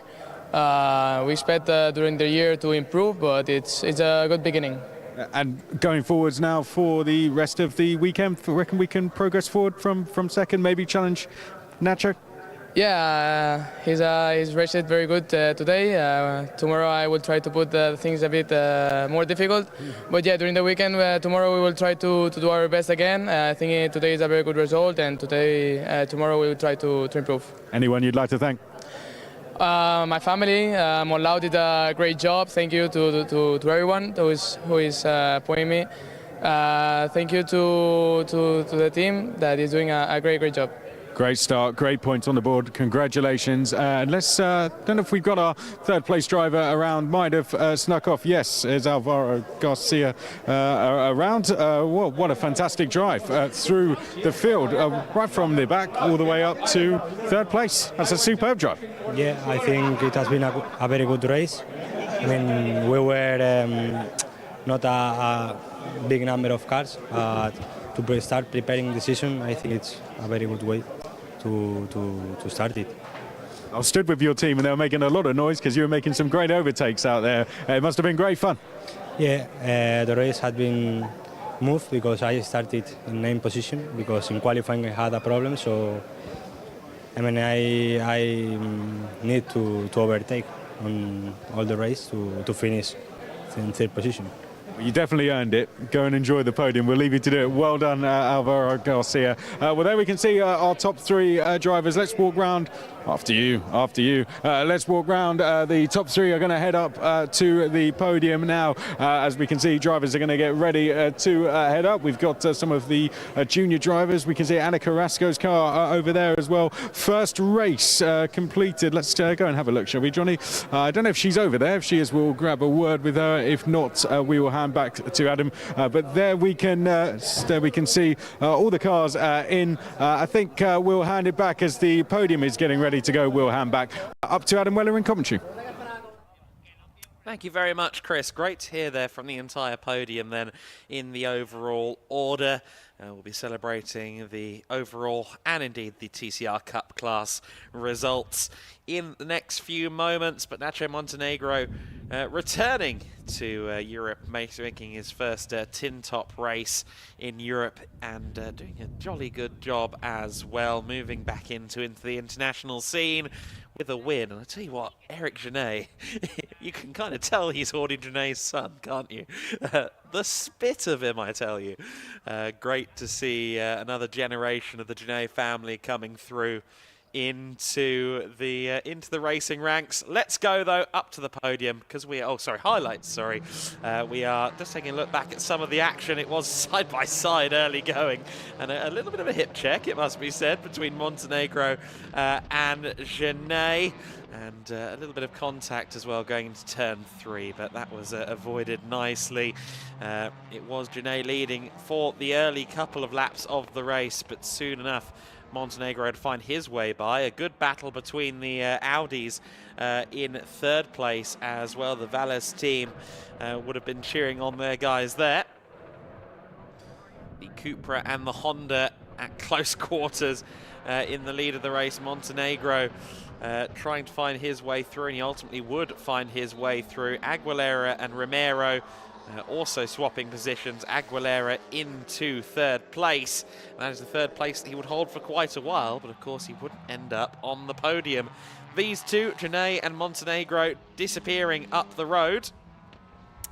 And that was all well and good until, unfortunately, we needed a safety car.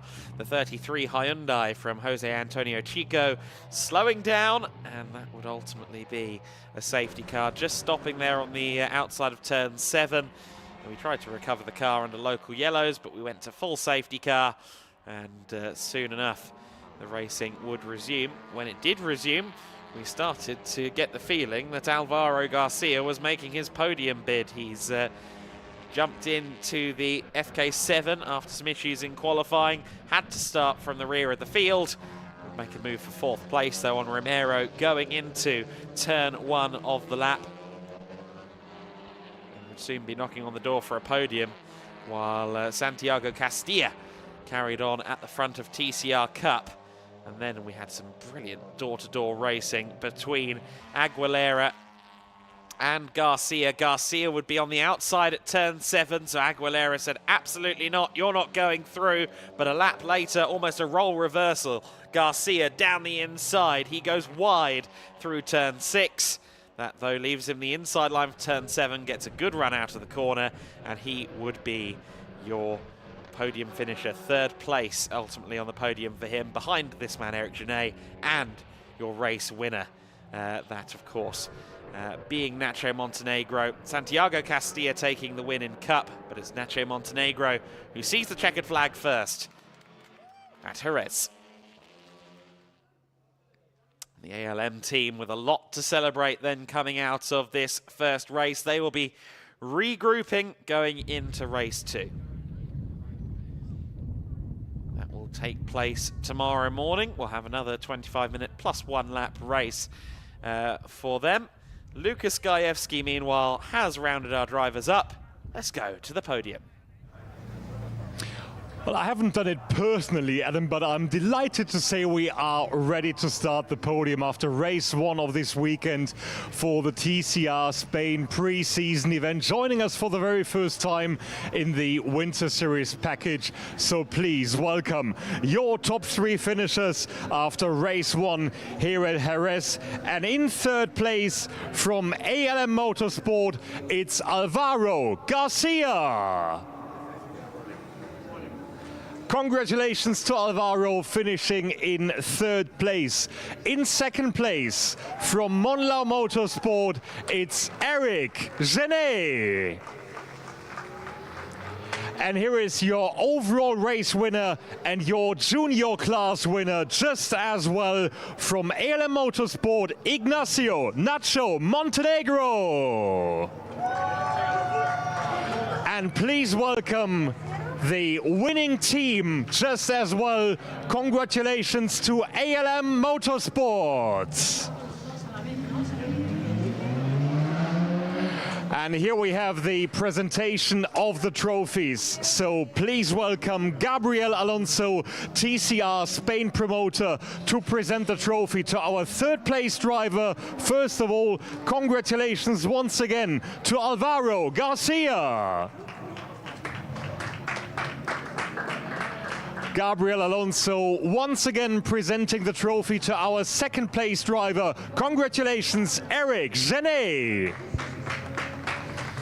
And now, ladies and gentlemen, it's up to Felipe McGuff, who is the TCR South America promoter, to present the trophy to our winning driver from Argentina, Nacho Montenegro. And then it's Gabriel Alonso once again to present the trophy to our winning team, and this is ALM Motorsports. And one more trophy for the winning junior coming up. Everything's already done, that's good. So here we have the national anthem, for our winning driver from Argentina.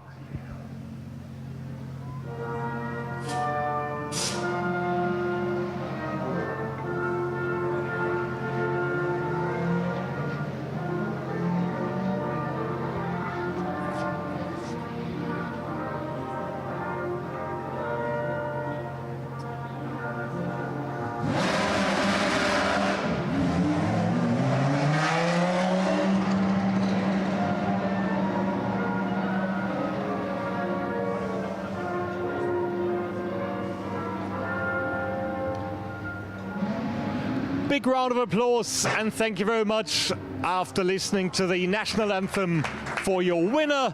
So please, can we have one big final round of applause for our podium finishers in TCR Spain race number 1. Thank you very much indeed. But of course, there is a second podium coming up for the TCR Cup for the Generation 1 machinery. That's part of the grid as well. I'm just waiting for confirmation, and I think we are good to go for TCR Cup, aren't we? There is silence, so I take that as a yes. So here we go then, in her first TCR race, actually her first car race here in Jerez. In second place on the TCR Cup podium. Congratulations for Motor Club Sabadell is Ana Carrasco.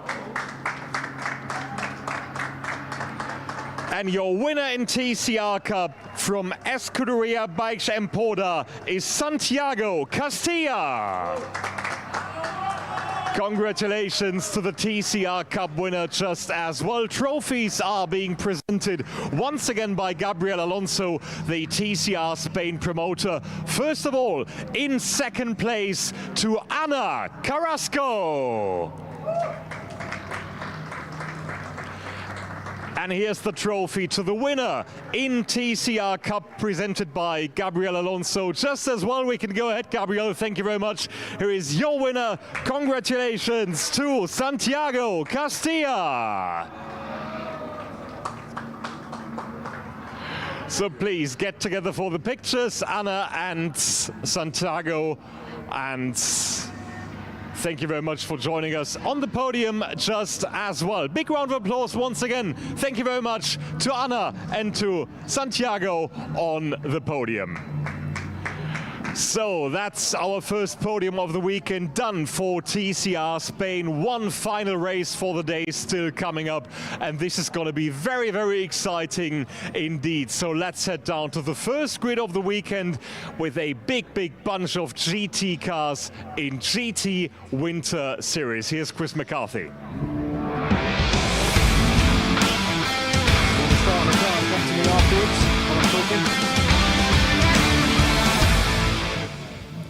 Right, welcome down to the grid. Thank you very much, Lucas, for doing the podium. Here we can see on pole position. We're getting ready to go for the GT Winter Series race. First sprint race starting on pole position will be our championship leaders, SR Motorsport. They have had 100% podium finishing record so far this season. J-Mo Hartling and Kenneth Heyer are their drivers in the car this season. Superb performances for the pair. As you can see, they're just being spoken to in the car. It's been a combined performance for them. As I said, 100% podium finishing record. J-Mo Hartling's going to be taking it to the track this time. Alongside them, we've got the number 147, relatively new faces, PTT Racing, not in terms of the team, but in terms of this number, 147 alongside. Let's see what this driver can do. Jumps in for this round and jumps in with a presence straight on to the front row. But PTT Racing fielding a lot of cars. There's the man who makes the noise on the podiums. Do we have the air horn here with us? Yeah, we're going to bring it onto the podium. Great stuff. Johnny, let's keep walking. PTT Racing doing a fantastic job, always creating some atmosphere down on the paddock. We are missing some cars down here. How long do we have? 3 minutes to go. Let's keep walking in that pace. On row 2, we are going to have the number 13 PTT racing car, our leading Cup 2 car with 2 class wins. And then we're expecting the number 62 DL Racing Cup 4 car, which is just here, actually, a new entry for this round. Great to have it entered with us. We have some gaps in the field, not too sure why, but we will move with it. It doesn't appear that we're missing cars, it just seems they've been spread out. Okay, 3 minutes, so we're going to have to move quickly. Here we can see the number 6 is next. Looks like Adrian Lewandowski in the car. Now, this is our Cup 4 leader in the championship. 5 class wins in 6 races. These guys have been very, very quick so far this season. Almost unbeatable. Racar Motorsport, if you move over to the other side, Leandro Martin and Dieter Smeps, 3 class wins for them. And as such, they lead our Cup 2 category. Lovely Porsche cars, the Porsche 992s. We're not going to walk much further because we're going to have to clear this circuit very, very soon. What we will do is come to our Cup 1 leaders next. The AF Corsa 151 over here. Griffin and Dillon in this car. 5 wins for them in this category. John Dillon and Matt Griffin. Let's see what they can do. It looks like John's in the car for them for this race. They've been likewise dominating proceedings up there, but a lovely looking field, isn't it? Stunning cars up and down the grid, cars making their way down just alongside here. This car here, number 7, sits 5th overall in the standings. Cup 2 car, PTT Racing as well, has been doing very, very well, fighting with the likes of the GT3 cars, has been running very, very well. That's our cue to start walking off then. Let's go, Johnny. We're going to have to start walking off the grid now. That is our cue to get off the grid. 1 minute to go before these cars start charging off for the warm-up lap, and then we are going to be racing at Jerez for the first time this weekend for the 3rd round of the GT Winter Series. So Adam, let's go up to you in commentary. Thank you very much, Chris. A few gaps on the grid. Matis Lizowski is only racing in the endurance race, the 3rd race of the weekend, as has been the case for the first 2 rounds as well. So that's why there's a gap on the grid there. But we still have a glorious looking field of GT machinery on the grid, about to get started for 30 minutes of racing in the GT Winter Series. You see there Werner Eichinger running down the grass beside the cars. He's of course the race director who you often see talking to the front row starters in the grid walks. He's just giving instructions, imparting wisdom, of which he has plenty, before the racing gets underway. So then it is J-Mo Hartling at the wheel of the SR Motorsport car per my timing screen, although we are expecting the SR Motorsport car to be driven by him. So yes, it is going to be J-Mo Hartling at the wheel. He is our pole sitter for this race then. He is very, very quick indeed, so expect him to be a force to be reckoned with in this race. However, Martin Kazmarksi in the 147 car. He will be one to watch from second on the grid. Very, very diverse range of experience. We'll talk about that later. Maciej Sliżowski isn't there on the grid, but Ibrahim Badawi is. He will be starting on row 2. He's just ahead of a fellow Cup 4 class starter, Adrian Lewandowski, on row 3 of the grid. Leandro Martins is next. He's the first of the Cup 2 cars since Sliżowski isn't starting this one. 7th on the grid is his closest competition, Hubert Darmetko. Then it's the first of the Cup 1 cars, the Cup 1 class for the Ferrari Challenge machinery. John Dillon starting from P8. Alessio Ruffini is next. Great to see him doing so well on just his second weekend as a racing driver. He's ahead of Alfredo Hernandez in another of the Huracan Super Trofeos, all Lambo Huracan Super Trofeo cars on row 5. Uwe Lauer, the Ferrari 488 GT3 car, starting from 11th place, and it's a row of big personalities because you've got Uwe Lauer alongside Motohiko Isozaki in the AF Corsa Ferrari Challenge car. Przemysław Biankowski is starting from 13th place, the number 33 car, alongside Igor Playa in the 741. Alexandra Borges is supposed to be there in a Ferrari Challenge Evo. It was going to be a GT3 car, but unfortunately the Kessel GT3 Ferrari was damaged over the week. And Petros Makris set to start from P16 in the number 16, rounding out our order. So then the cars already forming up 2 by 2. Very difficult to go side by side through the centre chicane, but that's what they're doing at the moment. So we are just a few moments away from going racing. It will be half an hour of action for the GT Winter Series cars. The hot favourite is certainly going to be Jamo Hartling here. However, maybe Martin Kazmarczy can do something about it. He was a Dakar Rally racer in his early days. He's done rallycross, he's done Polish endurance racing, he's making his debut in a GT3 car. He's in the white Mercedes. The blue Mercedes is Jamo Hartling, and he will lead into the first corner, or will he? Because here comes Ibrahim Badawi right up the inside, and through into the lead has gone Martin Kazmarczy. That's not in the script. Hold on a minute. Am I reading the wrong race? I might just be. It's Martin Kazmarczy that leads the way. In second place then is the Egyptian racer Ibrahim Badawi. He's just, we got a car in the wall in the back of shot there. Alfredo Hernandez has ended up in the tyres there. And you can see the indentation in the tyre wall where he made contact as well. So it wasn't just a spin into the gravel, unfortunately. And we're seeing yellows around the circuit. The safety car is out. Now, through back into second place has gone Jamo Hartling, while we were looking at the stricken Lamborghini of Hernandez, who lost it in turn 2. Now, did Jamo Hartling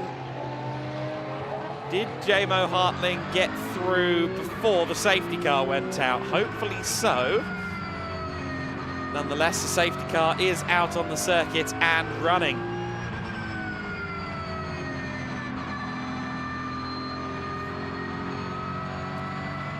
So then SR Motorsports, Jamo Hartling is your second place driver for now, and that's because Martin Kazmarczy has had a lightning start in his first GT3 race around the outside and into the lead in the early going. I was expecting it to be Jamo Hartling leading.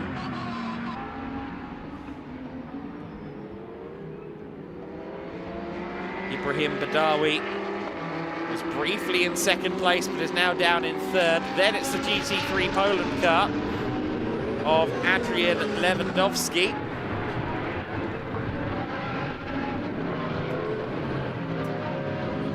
In fifth place, Leandro Martins at the line. Yes, Leandro Martins there leading Cup 2 ahead of John Dillon.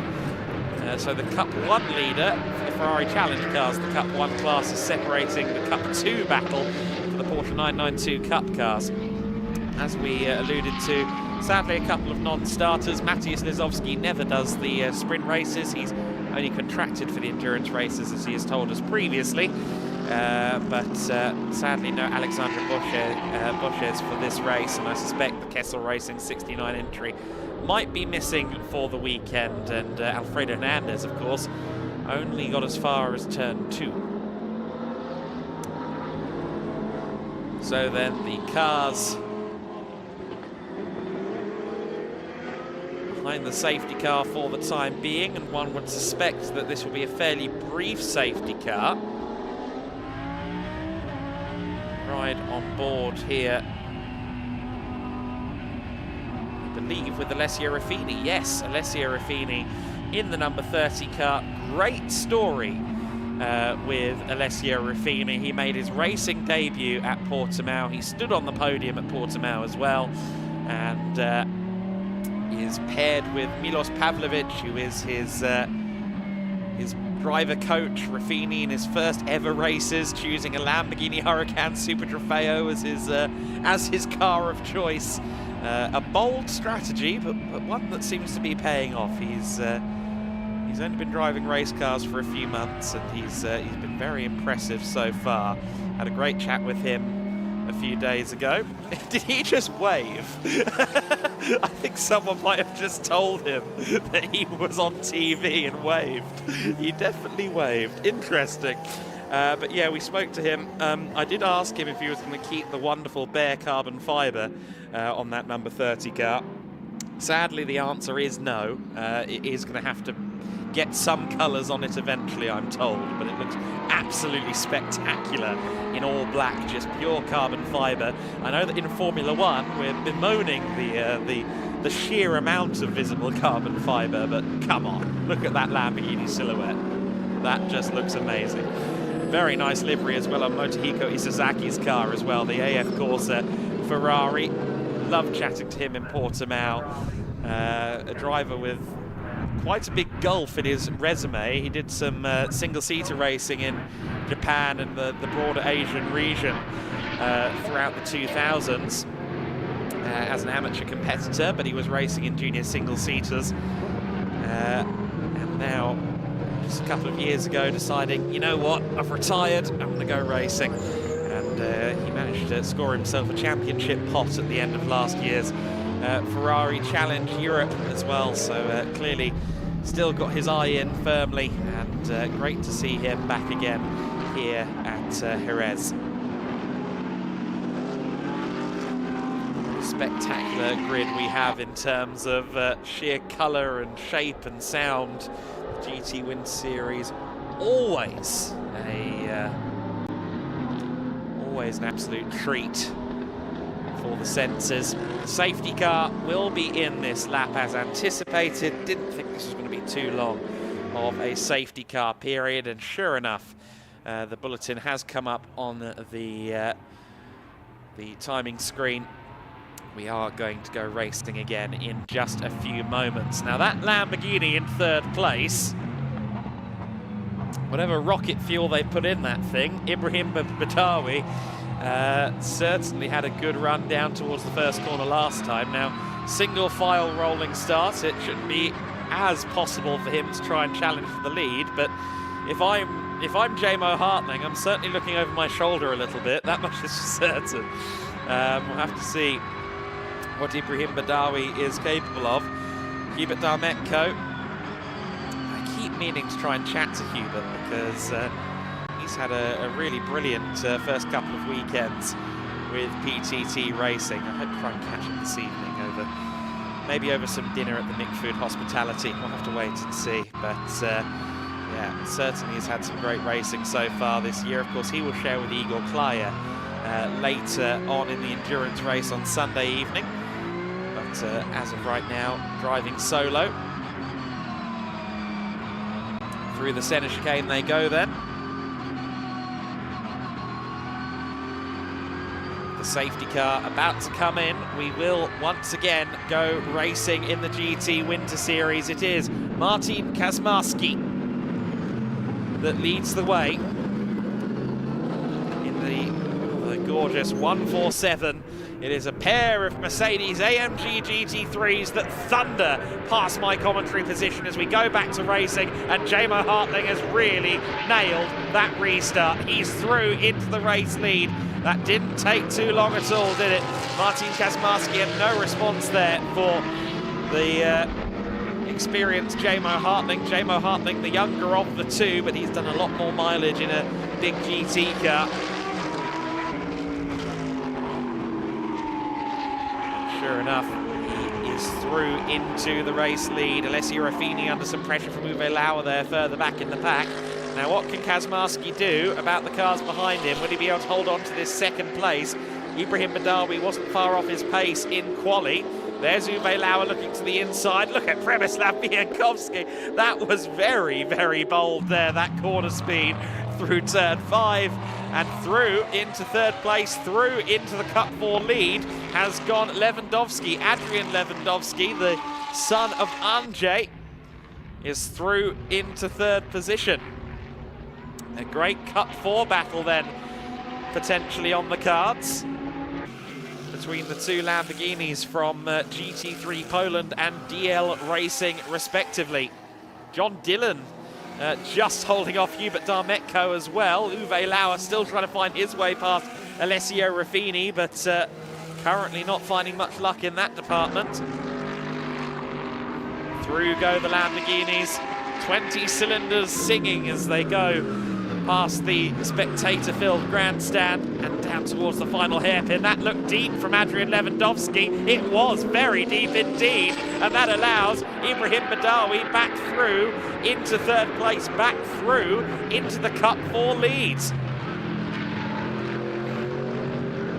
Very, very, very good from Ibrahim Badawi there to capitalise on that opportunity. Would you like to feel old? The man in the 62 car doesn't have his driving licence yet. The young Egyptian is 17 years old and he doesn't have a road licence. However, he was racing Lamborghinis last year. He did some F4 testing in 2022 as well. And here he is driving a Lamborghini Huracan Super Trofeo again now for what will be his second season. And he currently leads the Cup 4 class. He, Lewandowski and Leandro Martins are all looking very much equal here. I do wonder if Leandro is going to get involved in this one. Of course, the overall podium is much coveted, even though there isn't actually a podium ceremony as such. Getting into the top 3 on the final classification is exactly what you want to get out of your race day.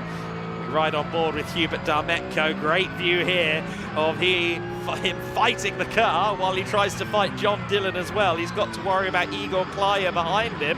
Igor Klaya, future co-driver, of course, in the last race on Sunday. But for now, they're fierce rivals. John Dillon a bit earlier on the brakes there than Hubert Darmetko. Through the centre chicane they go. This is a battle for 6th overall. The Cup 1 leader, the Cup 1 class for the Ferraris, of which John Dillon is the first. And then your second place car in Cup 2, desperately trying to find any way he can to get through. And that might be the opportunity. John Dillon drifts wide. Hubert Darmetko gets through. Is the Ferrari quicker in a straight line? I would think so. And John just trying to go figure out which way he wants to go. Doesn't get through and past Hubert Darmetko. Igor Klaya there in the 741 now needs to find his way past as quickly as he can. Otherwise, his compatriot at PTT Racing, Darmetko, is just going to disappear off into the distance. So John Dillon maybe playing the spoiler now for Igor Klaya, but he's got every right to do so. He's fighting for 7th overall, so he's allowed to do that. No blue flags in this situation. Uwe Lauer, of course, the GT3 third place car, 9th overall. He wants to get involved in this as well. So many different specs of car, all fighting for position. This is what GT Winter Series is all about.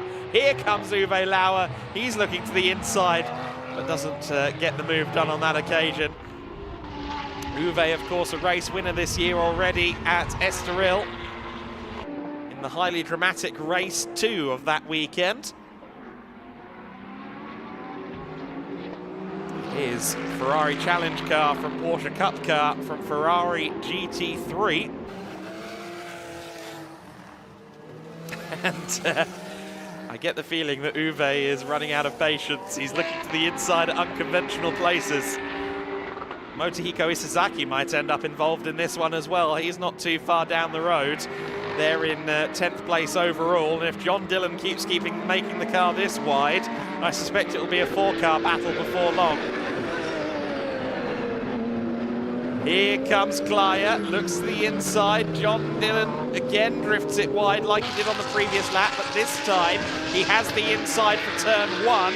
He's got the straight line speed advantage in the Ferrari as well. And he retains P7 for the time being at least. Here comes Uwe Lauer, he looks to the inside line.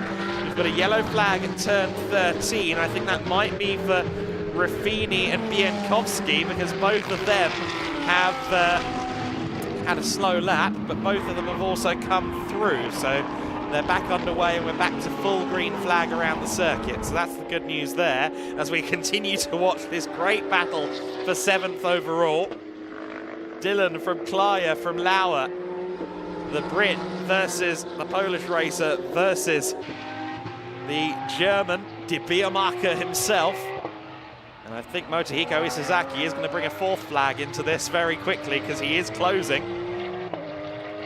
Uwe Lauer again, he likes the idea of that turn 6 move. He keeps looking at it, but he's never quite been close enough to pull it off yet. At the front of the order, J-Mo Hartling is setting a lightning pace, 142.8 last time across the line. He's over 2 seconds quicker than anyone else out there on the circuit right now, so he's leading comfortably. Meanwhile, John Dillon is leading the battle for 7th place, but I dare suggest it's the least comfortable seat he's sat in for quite some time. Oh, and here comes Uwe Lauer. I told you he was running out of patience. What a move from Uwe Lauer. That was a spectacular dive bomb, and he made it work. I can tell you now that Francesco Lopez is probably laughing, maybe with his head in his hands as well, because that was a move with high risk, but it paid off. And now Uwe Lauer goes Ferrari hunting in his own Ferrari. It's 488 Challenge versus 488 GT3. Uwe Lauer has John Dillon next on his radar, gets a good run through the first corner, more downforce in the GT3, and surely, no, I thought he had done it there at turn 2. But not quite yet. John Dillon holds it off for now. As long as he's still leading this battle through turn 5, he should be okay on the run to turn 6, because again, the challenge car, yes, less aero, but also more straight line speed. But the aero of the Ferrari allows it of the GT3 Ferrari allows Uwe Lauer a quicker run through T5. John Dillon, though, far enough ahead into turn 6 to hold on to this 7th place. But now we go through the fast turn 7 and 8. And that will be a section that suits Uwe Lauer. Cars 30 and 33 under investigation for contact. That's Bienkowski and Ruffini. I said they were late across the line a couple of laps ago, so yes, there was contact between them. Uwe Lauer around the outside at turn 9 and then turn 10. Has he made that work? If he has, move of the day. Yes, he has. Uwe Lauer is on a roll. Goodness me. Uwe up into P7 then. Around the outside at 9, used the superior downforce of that GT3 car, hooked it up at turn 10, and is now up to 7th place. And here comes Igor Klaya. Klaya wants a piece of this as well. Oh, and Klaya runs very deep. He tried to get past John Dillon, and, well, Dillon remains in 8th place, but that last hairpin is proving to be a challenge for our drivers. While all of this excitement is going on, we've still got a great battle as well for 3rd place as well, with Ibrahim Badawi just ahead of Adrian Lewandowski. That's for 3rd overall in the lead in Cup 4. We've also got a good scrap on between Przemysław Bienkowski, who's just gotten past Petros Makris. So now that Bienkowski has gotten through, I suspect he will stay there. But here is the battle for 3rd place. Ibrahim Badawi still just ahead of Adrian Lewandowski. They've been pretty much at this distance from each other since the race resumed, but I don't know, something tells me Adrian Lewandowski might get an opportunity or two before the conclusion of this race. There's Leandro Martins in 5th as well. He's been rather dropped by the charging Lambos, the raging bulls, if you will. Through the chicane they go. Hartling and Kazmarski just coming down the main straight at the moment in their GT3 cars, and look at how deep into the corner Adrian Lewandowski though goes there. Sets himself up nicely for the run out of the turn, mind you. And no one behind him to lunge it up the inside, so it might have actually been a net gain, I don't know. I'm looking out of my window as well to see what's going on in this battle for 7th between Dylan and Klaya, because that seems to change every time we look at it. But at the moment there for Badawi, that could be the opportunity that Adrian Lewandowski needs there. You just saw him have a wobble at turn 2. Igor Klaya has gotten past John Dillon meanwhile, but this looks like a battle that could soon change hands also. Adrian Lewandowski stalking Ibrahim Badawi. Badawi with less experience than Lewandowski, but only by a marginal amount. Adrian Lewandowski hasn't been racing for that long. His father, Andrzej, doing it for far longer. Both of them, though, clearly thriving in these Cup 4 machines, these Lamborghini Super Trofeo spec cars. Both of them the latest Evo 2 specification car as well, which came on song at the start of 2022, if my memory serves me correctly. Of course, the Huracan in general came into life as a race car in 2015. Hard to think that this is almost a 10-year-old car, but that is the brakes, I'm afraid. GRT Grasser running a Lamborghini in the Blancpain series as it was back then. I think winning first time out, if I recall correctly, in the GT3 ranks with the Huracan on its debut. Here comes Adrian Lewandowski then. He's definitely giving Ibrahim all of the signals he needs to know that, yes, you've got a battle on your hands, sunshine. No mistake this time from Ibrahim Badawi. Egyptian racer just holding off the charging young Pole for the time being. Lewandowski. Of course, we've seen Andrzej win a race already this year. That was at the Estoril round. Certainly no overall win coming this time for Adrian Lewandowski, but an overall podium would be nice. It is exceedingly close between the pair of them. It's a proper jousting session that they're going through at the moment. We've got two class lead battles going on around the circuit as well, because Motohiko Isozaki always comes on strong in the race. He's right there with John Dillon, but it's still about a second between them, significantly less between the two Lamborghinis though.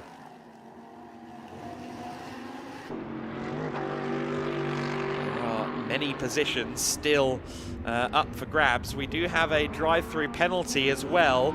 That is for Przemysław Bienkowski.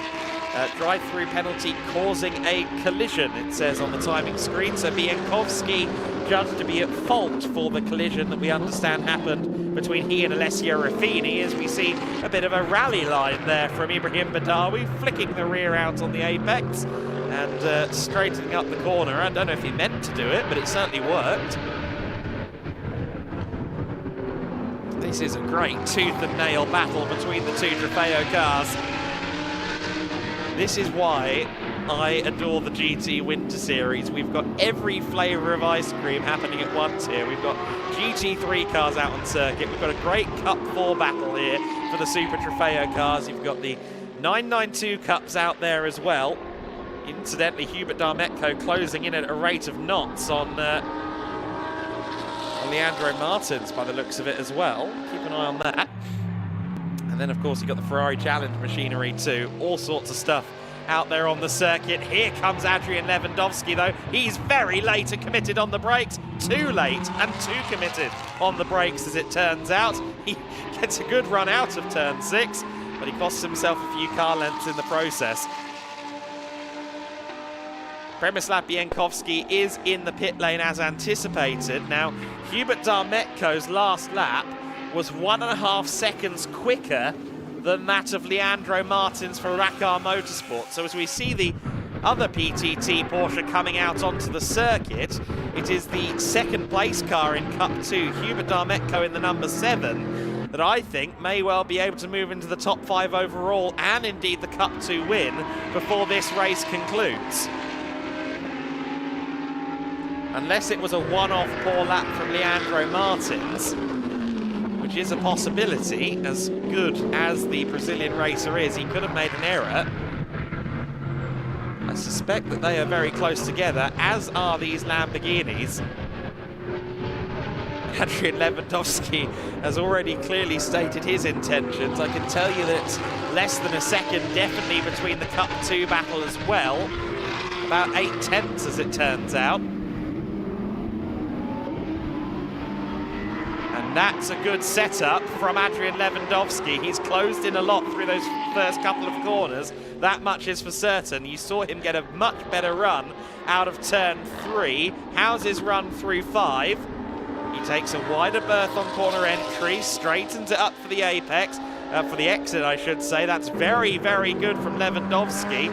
There's our Cup 1 lead battle, but it's not really a battle anymore since Isozaki has lost a little bit of time. So I think John Dillon's done enough. But what about Badawi and Lewandowski then? Because they're a lot closer now than Dillon was. They were within a second in Cup 1, but sadly that's no longer the case. Isozaki slowing down. Leandro Martins and Hubert Darmetko are within a second, as are Badawi and Lewandowski. There is John Dillon, your Cup 1 leader.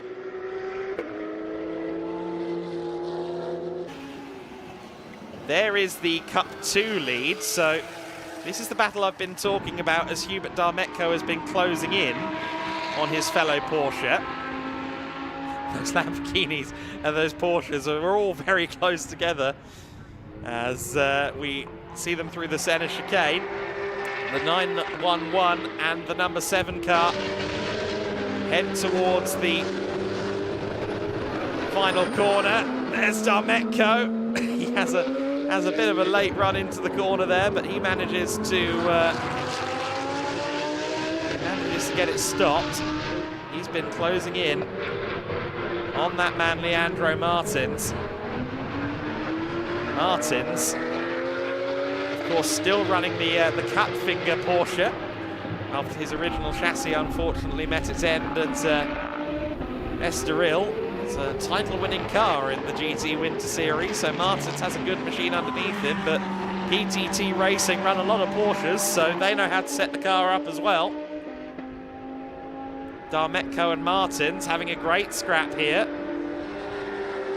Again, remember I said earlier on that Martins just seemed to have the pace advantage over John Dillon when he was trying to get around him. I had a feeling that if Darmetko could get by, he'd go hunting for Martins, and sure enough, he has closed in the nick of time. We've got 3 minutes and 40 seconds left to go, so time is certainly of the essence for Darmetko.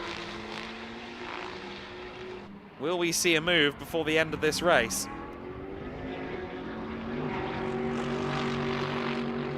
If we don't see it from them, we will see it from the Lamborghinis. Great battles in both categories. It's still Badawi from Lewandowski, but you can even hear it there on the ambient noise, how close together the Lambos are as well. There they are. Oh! A bit of a tail whip there from Lewandowski. We've seen that from Ibrahim a couple of times, but Adrian Lewandowski also fighting the tail a little bit. We've got less than 3 minutes of this race to go, and I'm not sure who's going to be 3rd, 4th, 5th or 6th by the end of this.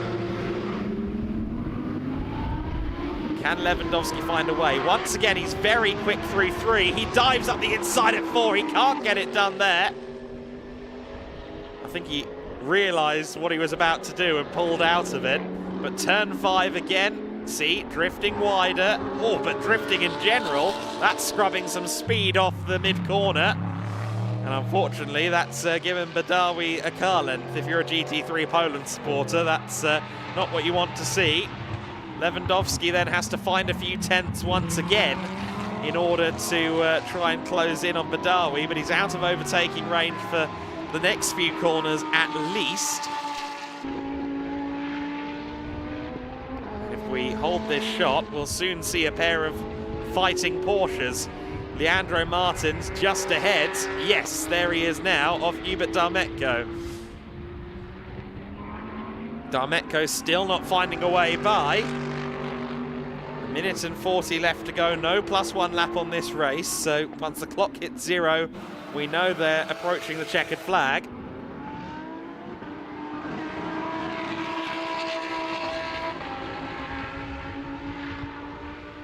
Through the centre chicane we go, and Darmetko a little less aggressive on the curbs at the chicane that time, but actually I think got a slightly better exit. There are the Guineas coming across the line. Great noise they make. Something tells me Badawi has just... Oh, goodness me! Well, I'm not going to finish that sentence because that was a scary entry into the first corner.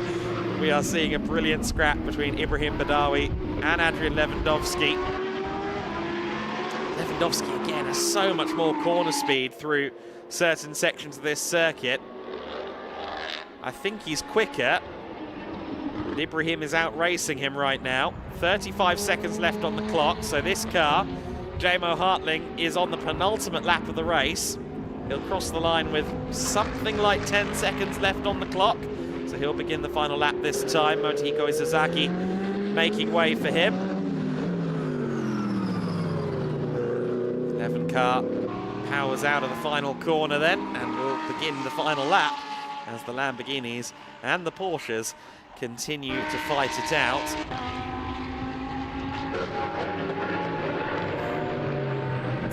There is Jamo Hartling then. Clock hits 0 now, so we are on the final lap of the race. The SR Motorsport number 11 car. It's certainly a happy place to be for Jamo right now. Only started his GT3 racing tenure at Estoril in our first round of the GT Winter Series, but has taken to it like a duck takes to water. I get the feeling Lewandowski is now just too far back, and you can see that he's, I think, maybe starting to try a bit too hard. He's going deep at every single braking zone.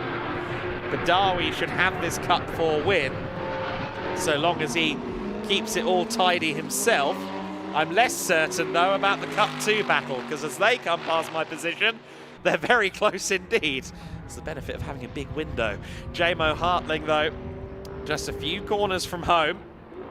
John Dillon will probably go a lap down just before the end of this race. He will take the Cup 1 win. Here comes the SR Motorsport Mercedes AMG GT3, and Darmetko has made the move. Leandro Martins went wide through turn 2, and that was the opportunity that Darmetko needed. So Darmetko gets through into the Cup 2 lead and 5th overall. Jamo Hartling hasn't had to worry about doing much overtaking in this race. He did lose out off the line. However, it always felt like a win for Jamo, and it is a win for Jamo. He crosses the line to secure victory. It'll be a long wait for Kazmarski in second, so we cut back to the Cup 2 win for the Cup 2 lead for the time being. It looks as though Darmetko has it. Leandro Martins was a couple of seconds a lap slower as Darmetko closed in on him. So now that Darmetko is through, that looks pretty definitive. Kazmarski will be coming through the final corner in just a few seconds to take second on his GT3 racing debut. The 147 PTT car crossing the line now, and that is the car that we hope to see again a few times. Kazmarski, a very welcome addition to the paddock. Ibrahim Badawi taking 3rd overall, taking the Cup 4 win. Again, Adrian Lewandowski just not able to find a way by. He was quicker for a lot of that race, but seemed to be trying a bit too hard at the end. Hubert Darmetko, 5th overall, and the VTT boys are cheering that car home.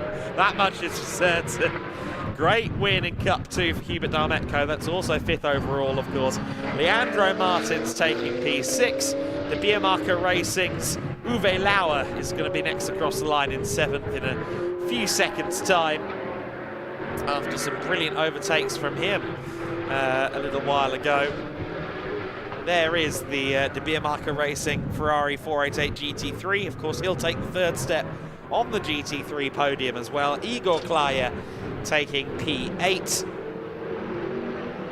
And already across the line, of course, is John Dillon. Everyone else has already crossed the line because they were a lap down. John Dillon in the 151 car taking 9th overall ahead of Motohiko Isozaki, rounding out the overall top 10 and finishing 2nd in Cup 1.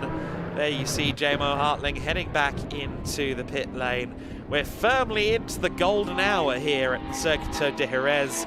I'm sure that our media team at Giedlich have been loving getting some shots. Jamo Hartling taking the win, 33 seconds clear of Martin Kazmarski, I should say, at the end of the race. Ibrahim Badawi taking 3rd, and a well-deserved Cup 4 win after a brilliant scrap with GT3 Poland's Adrian Lewandowski. Hubert Darmetko is next in P5 alongside Leandro Martins. Great Cup 2 scrap there. Uwe Lauer fought his way up to P7 ahead of Igor Klaya, 3rd in the Cup 2 class. John Dillon wins Cup 1 ahead of Motohiko Isozaki. Isozaki fading towards the end of the race. Alessio Ruffini in 11th position after a tag from Przemysław Biankowski. Biankowski getting a drive-through penalty as a result and finishing 12th. In 13th place, Kessel Racing's Petros Makris. Alfredo Hernandez, the only other starter, unfortunately didn't last beyond turn 2 of the first lap after he found the wall. Kazmarski then taking the win in this race. It is Kazmarski. He helpfully writes it on the side of his door. Great to see him doing so well. Had a great chat with him in hospitality. He was very happy that I knew that he raced the Dakar in 2014. Not only did he compete in the Dakar Rally, but he came 9th overall as the youngest ever starter at the time in the Dakar Cars class. Shaking the hand of Jamo Hartling. I was putting my helm and 2 corners. Not good, my friend. Good job. Thank you. Since that was in English, I took the risk of listening in there, even though it is definitely a risk. Sometimes listening into racing drivers. I see that Chris McCarthy is ready with our race winner. So Chris McCarthy, over to you, my friend, with Jamo Hartling. Jamo Hartling, well done. Another win in GT Winter Series. Absolutely fantastic. Looked like you had to work hard for it, but how does it feel to get across the line first there? Boy, incredible. Yeah, it was a little bit hot in the car, but no worries. It was a very good race. Also good work from my team. Thanks to all, and hope we do it. We can count on that. It's been really hard work being put in by the team, hasn't it, here at SR Motorsport? And the rewards really starting to come in now, really starting to rack the wins up. Yeah, we work really hard together, and we hope for the best results for the next races. And expanding on that championship lead and continuing this 100% podium record. I mean, how does that feel to hear that when we're now at round 3? What is that? What's that? 7 races in now? It makes me happy, so I hope we can continue that, and it's really incredible. I'm speechless about that. Think we can keep it going here at Jerez? Yeah. Congratulations, well done. Well done to Jamo Hartling. As we said here, that record keeps going, Adam. 100% podium finishing record in their Mercedes. But all the team here, we saw them celebrating. Schnitzellaum Racing doing an absolutely fantastic job. Jamo Hartling had to work hard for it, but got the reward of that victory. Let's go back up to you, Adam, before we head up to the podium with Lucas. Thank you, Chris. Great to hear from Jamo Hartling. I think he was speechless there, as he said. I think he might need a drink before the podium, to be honest. He looked very spent after that one. Jamo Hartling, though, taking the win, 33 seconds clear of Martin Kazmarski, as we said. Let's take a look, though, at the replays, because there was a lot of action in that race. It was a great start from not the first row, but the second row of the grid. Ibrahim Badawi making an early lunge to the inside for the lead. He doesn't take the lead, but I tell you who does. Martin Kazmarski on his first appearance in a GT3 car. He led. There was a safety car because of Alfredo Hernandez having an incident, and Jamo Hartling immediately capitalised and took back his lead. Darn it, as he continued on his way. Przemysław Biankowski with a little bit too much faith in the tyres going through turn 5, and we had a brilliant battle between these two, Lewandowski and Ibrahim Badawi. Meanwhile, Hubert Darmetko was getting a little bit impatient. Finally, John Dillon made a little bit of a slip up, and that was all Hubert Darmetko needed to get through. Soon, Darmetko would go hunting for the Cup 2 leader, Leandro Martins, as John Dillon faced increasing challenges from not just Igor Klaya in the white Porsche, but also Uwe Lauer in the GT3 spec Ferrari. And what a lunge from Uwe going into the centre chicane.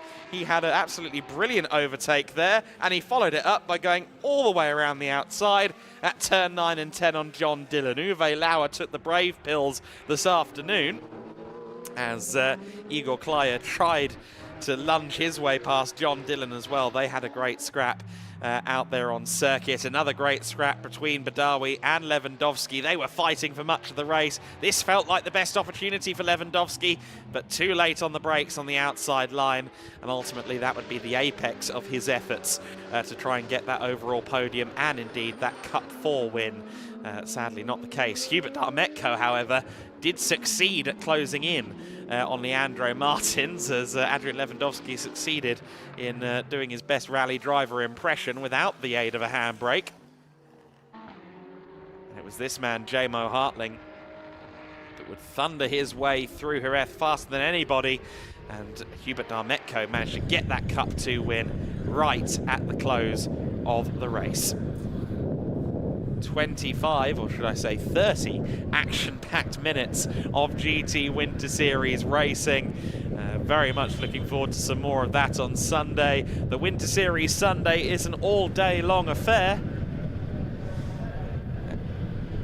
And it is going to be, of course, more racing from the Formulas, the GTs and the GT4s, but for now we can get some more insight from Chris McCarthy. So let's go back down.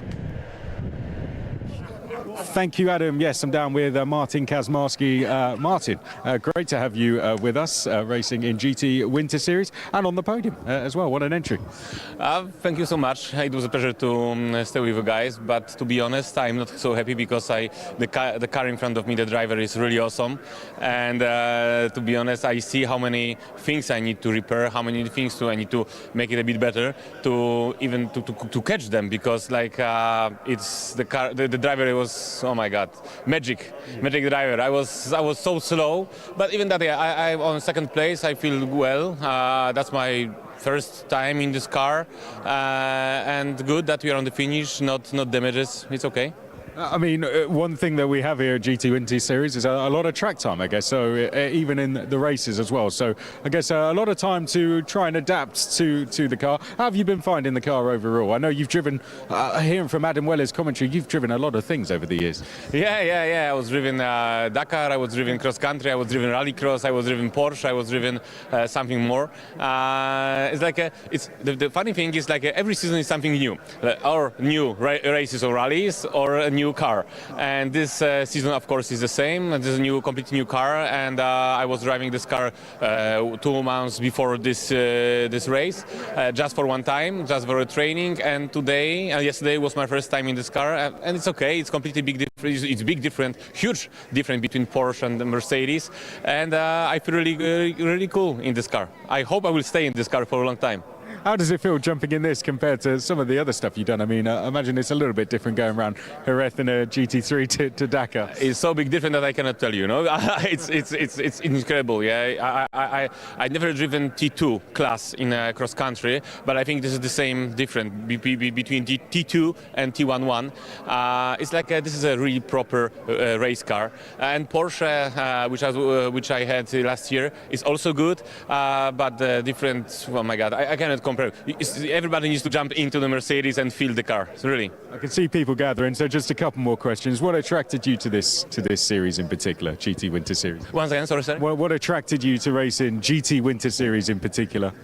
You mean what kind of races I will do, yeah? No, what brought you to GT Winter Series? What was it that made you make the decision to race in this? Yeah. For me, I try to do as many kilometers as I can, for sure, before the season. And Winter Series, I like this event. Yeah, I like you guys. And it's a good time to spend in better weather, of course. For me, weather is the most important because right now in Poland is not so good. First thing. Second thing, kilometers, and also spend good time because this is a really nice event, really nice people. You are really nice, and the guy in front of the camera is also not. No, you are okay. Yeah, yeah. Everybody are nice. That's why I would like to spend good time, and I hope so. We see it in Valencia and in how is it, Aragon? Aragon. Yeah, it's great to. Might be a little bit more to the cross-country stuff that you do. We're going to get you up, but great to have you with us, Martin. And we'll get you up. Time to go and celebrate on the podium.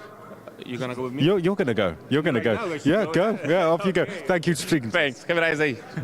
Martin Kazmarski, what a great interview that is. They're going to go up and get ready for the podium now. Lucas is right up there. Look, Johnny, you can see. Give us a wave, Lucas. He's almost ready to go. So Adam will very quickly hand back to you, and then the proceedings on the podium will start. Oh, that was a very funny shot. I'm sorry, I can't hide the laughter. That was a very good shot. Well done, Johnny, down in the pit lane. That was good.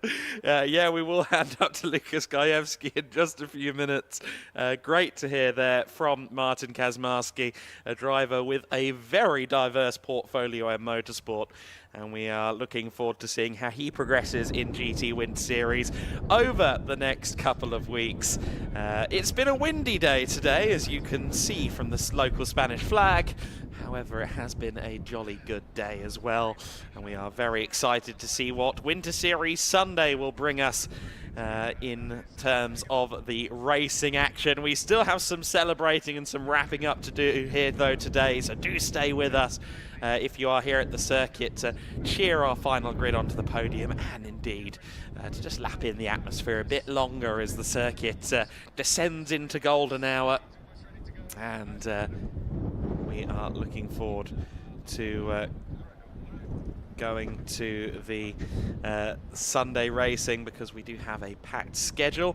I understand, though, that Lukas Gajewski is ready to go with a full haul of racing drivers, so let's go to the podium.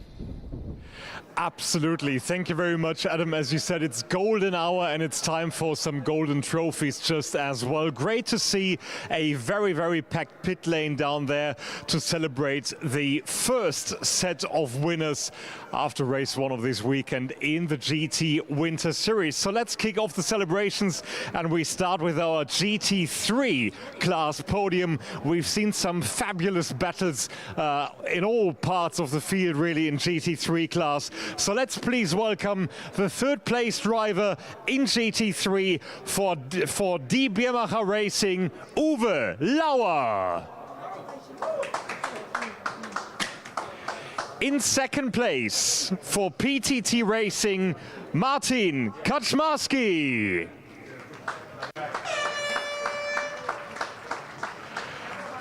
And your GT3 winner for SR Motorsport is J-Mo Hartling. Congratulations to the GT3 top 3 as the Giedlich Racing organization with Stefan Lehner, Jan Jürge and Markus Giedlich are ready to hand out the trophies to our GT3 top 3 finishers. Of course, Jamo and Martin dominating the race in P1 and P2, and Uwe with some fabulous overtaking maneuvers further down the top 10. Now, we've already spoken to Jamo and to Martin down there in Park Ferme, but of course, thank you very much for applauding, guys. We need to have a word with Uwe just as well, because I think, Uwe, you really enjoyed your time on the circuit there. Yes, it was a very tricky race for me. In the first part, the car functioned very good, and in the second part, I have a lot of vibrations in the car, so it was not easy for me. Yeah. You showed some great overtaking maneuvers there. It was very, very great to watch. Thank you very much. Please give the guys a big round of applause. Your top 3 finishers in GT3, Uwe Lauer, Martin Kaczmarski and Jamo Hartling. Thank you, guys. You're done for tonight. No champagne. Champagne is going to come up tomorrow. Be back here tomorrow after race 3, and then there's going to be champagne to round off the weekend in GT Winter Series here in Jerez. Next up, though, is our podium for Class Cup 1, which is reserved for the fabulous Ferrari 488 Challenge machinery. And in 3rd place, for the first time in GT Winter Series, it's Kessel Racing and Petros Makris. 3rd place for Petros, there he is. Welcome to the GT Winter Series podium, Petros, in 3rd place in Cup 1. There you go. In 2nd place for AF Corse is Motohiko Isozaki. Congratulations. And here is your Cup 1 winner for tonight from AF Corse just as well, John Dillon. So these are the Cup 1 trophies presented by Jan, by Stefan and by Marcus to our Cup 1 winners. And of course to Motohiko and to Petros in 2nd and 3rd place just as well. I'm going to quickly step in to speak to Petros. First time racing with Kessel Racing in GT Winter Series. We really hope you enjoyed your time out there. It was fantastic. I'd really like to thank my team. It's first time ever in a race car. I cannot say too many words. Words cannot describe the feeling. It's fantastic. And thanks to Marco. Absolutely great to have you here. Thank you very much. Let's speak to Motohiko just as well. Enjoying your time as always, I think. Yes. Very interesting. Yes. Congratulations to P2, and of course, here's your winner, John. What an exciting atmosphere here in Jerez, driving a Ferrari in the sunset and winning it as well in class. Oh yeah, you can say that, but I tell you what, a lot of pressure. You know, these guys were really quick behind me and everything, but yeah, I just managed to keep it together, brought it home, and yeah, another podium, and what a great championship. That's great to hear. Have a very good evening. Are we done for photos? No, we still need you, so please get together on the highest step of the podium, which is a great chance for Daniel, our photographer, to take some pictures, and for you down there in the pits to give a big round of applause once again. Petros Makris, Motohiko Isozaki, and your winner, John Dillon. The next podium is for Cup 2, which is our Porsche Cup class. That's going to be next up. So please welcome in 3rd place of Cup 2 from PTT Racing, Igor Klaya.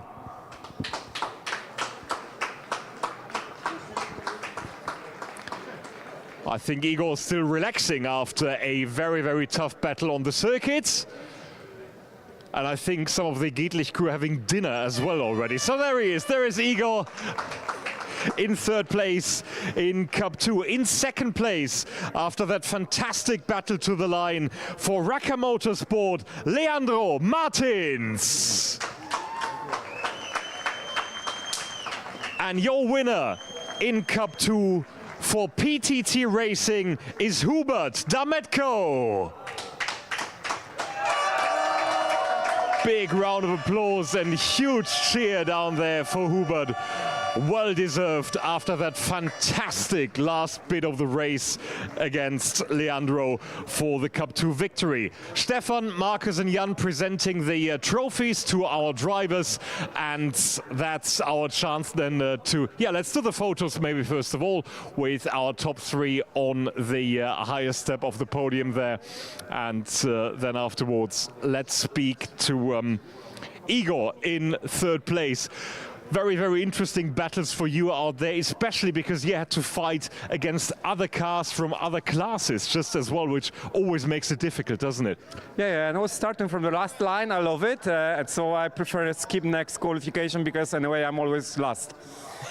But it's another podium for you, so please make sure to enjoy your evening.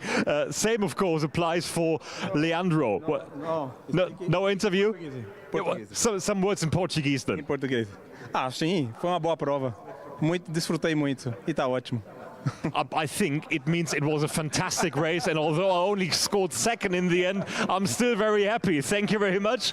And here's your winner. Here is Hubert after that fantastic battle together with him for the top step of the podium. You waited quite long, didn't you? But in the end, you made it count. Yes, because the start was very difficult to me. I was very late. And then I tried to regain the position for like 7 or 8 laps, I don't even remember. And luckily I got up to Leandro, but on I think it was the last lap, or something like this. Second to last, yeah. Yes, second to last. And yeah, a lot of luck, and but great battle with Leandro, so yeah. Have a great evening, guys. It's well deserved. Please, another big round of applause for Igor Klaya, Leandro Martins, and Hubert Dametko. Your top three in Cup 2, and of course 2 more races, 2 more competitions coming up tomorrow, as is 1 more podium for tonight for Class Cup 4 for our Lamborghini Trofeo machinery. 3 drivers coming up onto the podium to round it off, and in third place for Autosport Racing it's Alessio Ruffini. In second place for GT3 Poland, Adrian Lewandowski. And your winner for DL Racing, Ibrahim Dadawi.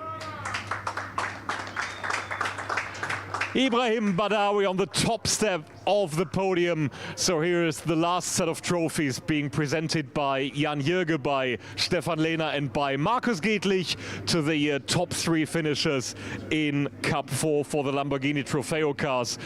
What an exciting competition there. Just waiting for the podium pictures to be taken from Daniel, our photographer, and of course then we would like to hear from these 3 guys as well. Just give me a second to step in. No, I'm not allowed. Why would I? But that's all right. Alessio, third place in Lamborghini Trofeo. How was your race tonight? It was complicated because, you know, 2 crashes, but it's experience for me, my second race, so at the end is great. Have a good evening. Thanks for being here on the podium, Adrian. What an exciting end to the race with a proper Cup 4 fight as usual in GT Winter Series. It was really crazy race. I mean, we had the fight all the race, and it was close. Once I overtook, then I lost the position, and finally I finished behind the Ibrahim. But generally, the race was pretty fun to race, and today second place. And I hope it was very, very funny for you as well, being the winner. Yes, of course, it was a fun experience. We had the Hankook tires, so by the end of the race, you know, they are Michelin's, it's a bit faster. So we tried our best, and by the end of the race, the car was sliding, and every time I downshift the differential, it was a disaster. But it was really fun, and I really enjoyed it, and congrats to all the drivers. So let's please have another big round of applause for your top 3 in Cup 4, Alessio Ruffini, Adrian Lewandowski, and Ibrahim Badawi. Thank you very much indeed. And downstairs in the pit lane, I can see Chris McCarthy and Adam Weller, who are ready to round off the first action-packed day here in Jerez. So, down to you guys. Thank you very much, Lucas. Great to wrap up with some podium celebrations there for the GT Winter Series. I'm now down in pit lane with the voice you've been hearing throughout the day, Adam Weller. Adam, fantastic job as always. Great to have you down in the pit lane. Of course, we still have many of the GT Winter Series fans, teams, family who are around here who have been enjoying the podium celebrations, as have we. And you just said to me, I've never actually stood and watched a podium, so how was it for you, standing and watching a podium celebration? Yeah, I mean, I did it a couple of times at some smaller, like, national circuits in the UK, but as I came up here and looked at the perspective of this massive podium here at Jerez, I went, I haven't seen anything like this before. I've been doing this 10 years, that's weird, but yeah, so new experiences all round. Great to have you down with us to enjoy the podium, and so you should. And Lucas is now with us as well. So great to have you both down with it. Guys, I think we'll start by summarising GT Winter Series as we have our winning car just being pulled away in the background there, the number 11 SR Motorsport. I guess we'll just get general thoughts. We won't do drivers of the weekend, teams of the weekend. We'll save that for tomorrow. Of each class, we'll work backwards as we can see the GT Winter Series cars being pulled away in the background. General thoughts of the GT Winter Series races? Variety is always the spice of life, my friends. 3 different classes, 4 different classes, numerous battles all throughout the field between people fighting for class honours, people fighting for the sake of fighting, even if they're not in the same class. GT Win Series, always brilliant. And I mean, J-Mo Hartling, we've said a lot about him. Very quick, very early in his GT3 career. And you could see the emotion from him when he got out the car. I'm sure that carried up onto the podium as well. You can't keep those guys off the podium, can you, Lucas? Well, it's a great thing, isn't it? We have 4 classes. There is a big grid of 14, 15, 16 cars, and no matter where they finish overall, they are always happy to be on the podium just because they are enjoying their time. And I think, as Adam said, sometimes it's because they fight against cars that are exactly the same. Sometimes in the very same race they fight against completely different cars. That's what makes it so exciting, isn't it? At TCR Spain next then, we'll quickly go through each category. Fantastic. We had a driver here raced in F4 Spain, then coming to win here in TCR Spain. Absolutely fantastic. And a Moto3 rider. Yeah, TCR Spain, the most recent TCR endeavour for Nacho, who, of course, is the reigning TCR South America champion. Very interesting to see him stoving back into Europe, see what he does next. And yeah, I mean, Ana Carrasco, what a great story. A world champion motorcycle racer taking to 4 wheels. I'm being told to wrap this up, so we'll skip through very quickly. Lucas, GT4, always very impressive, but these Forsetti guys are really starting to take control now, aren't they? Yeah, they are incredibly quick. I think it's a great day for Matis Pluschkel, isn't it? One of the first GT4 competitions in his life, being up there on the podium. That's great stuff. And it's going to be exciting tomorrow, for sure. Yeah, Jamie Day, and another fantastic job. Let's spin that microphone round and now talk about Formula Winter Series. Adam, I'll end with you. 38 cars out there, no safety cars. It was a clean race throughout. Fantastic race all the way through. Great names out there. And a driver who won here at Jerez in F4 Spain, as you put it as well, taking control at the front. But what were your general thoughts of the race overall? Again, yeah, firstly, wow, they all made it and there wasn't a safety car, and there's a lot of gravel here, so that was very good work. I actually sprinted over to the race director to say, what did you say to them in the driver's briefing? What did you threaten them with? Amazing that everybody stayed clean. Very promising for the races to come. And yeah, deserving winners, great performances all through the field, some people making a dozen positions, if not more. 2 more races to come, and I think they're going to be very good fun to watch. Did we ever work out how many drivers were out there for their first time? Because there were quite a lot, weren't there, doing their very first? I think it's about 21. It's over half the grid. 21 in the single-seater car for the first time. Absolutely fantastic. Well, from us three, I think that will wrap things up now. We go bright and early tomorrow for a whole day of action once more, and we start once again with those 38 drivers here in the Formula Winter Series. But from us three, from Jerez, from the whole Alpha Live crew, for now, it is goodbye. We will see you for day 2 tomorrow.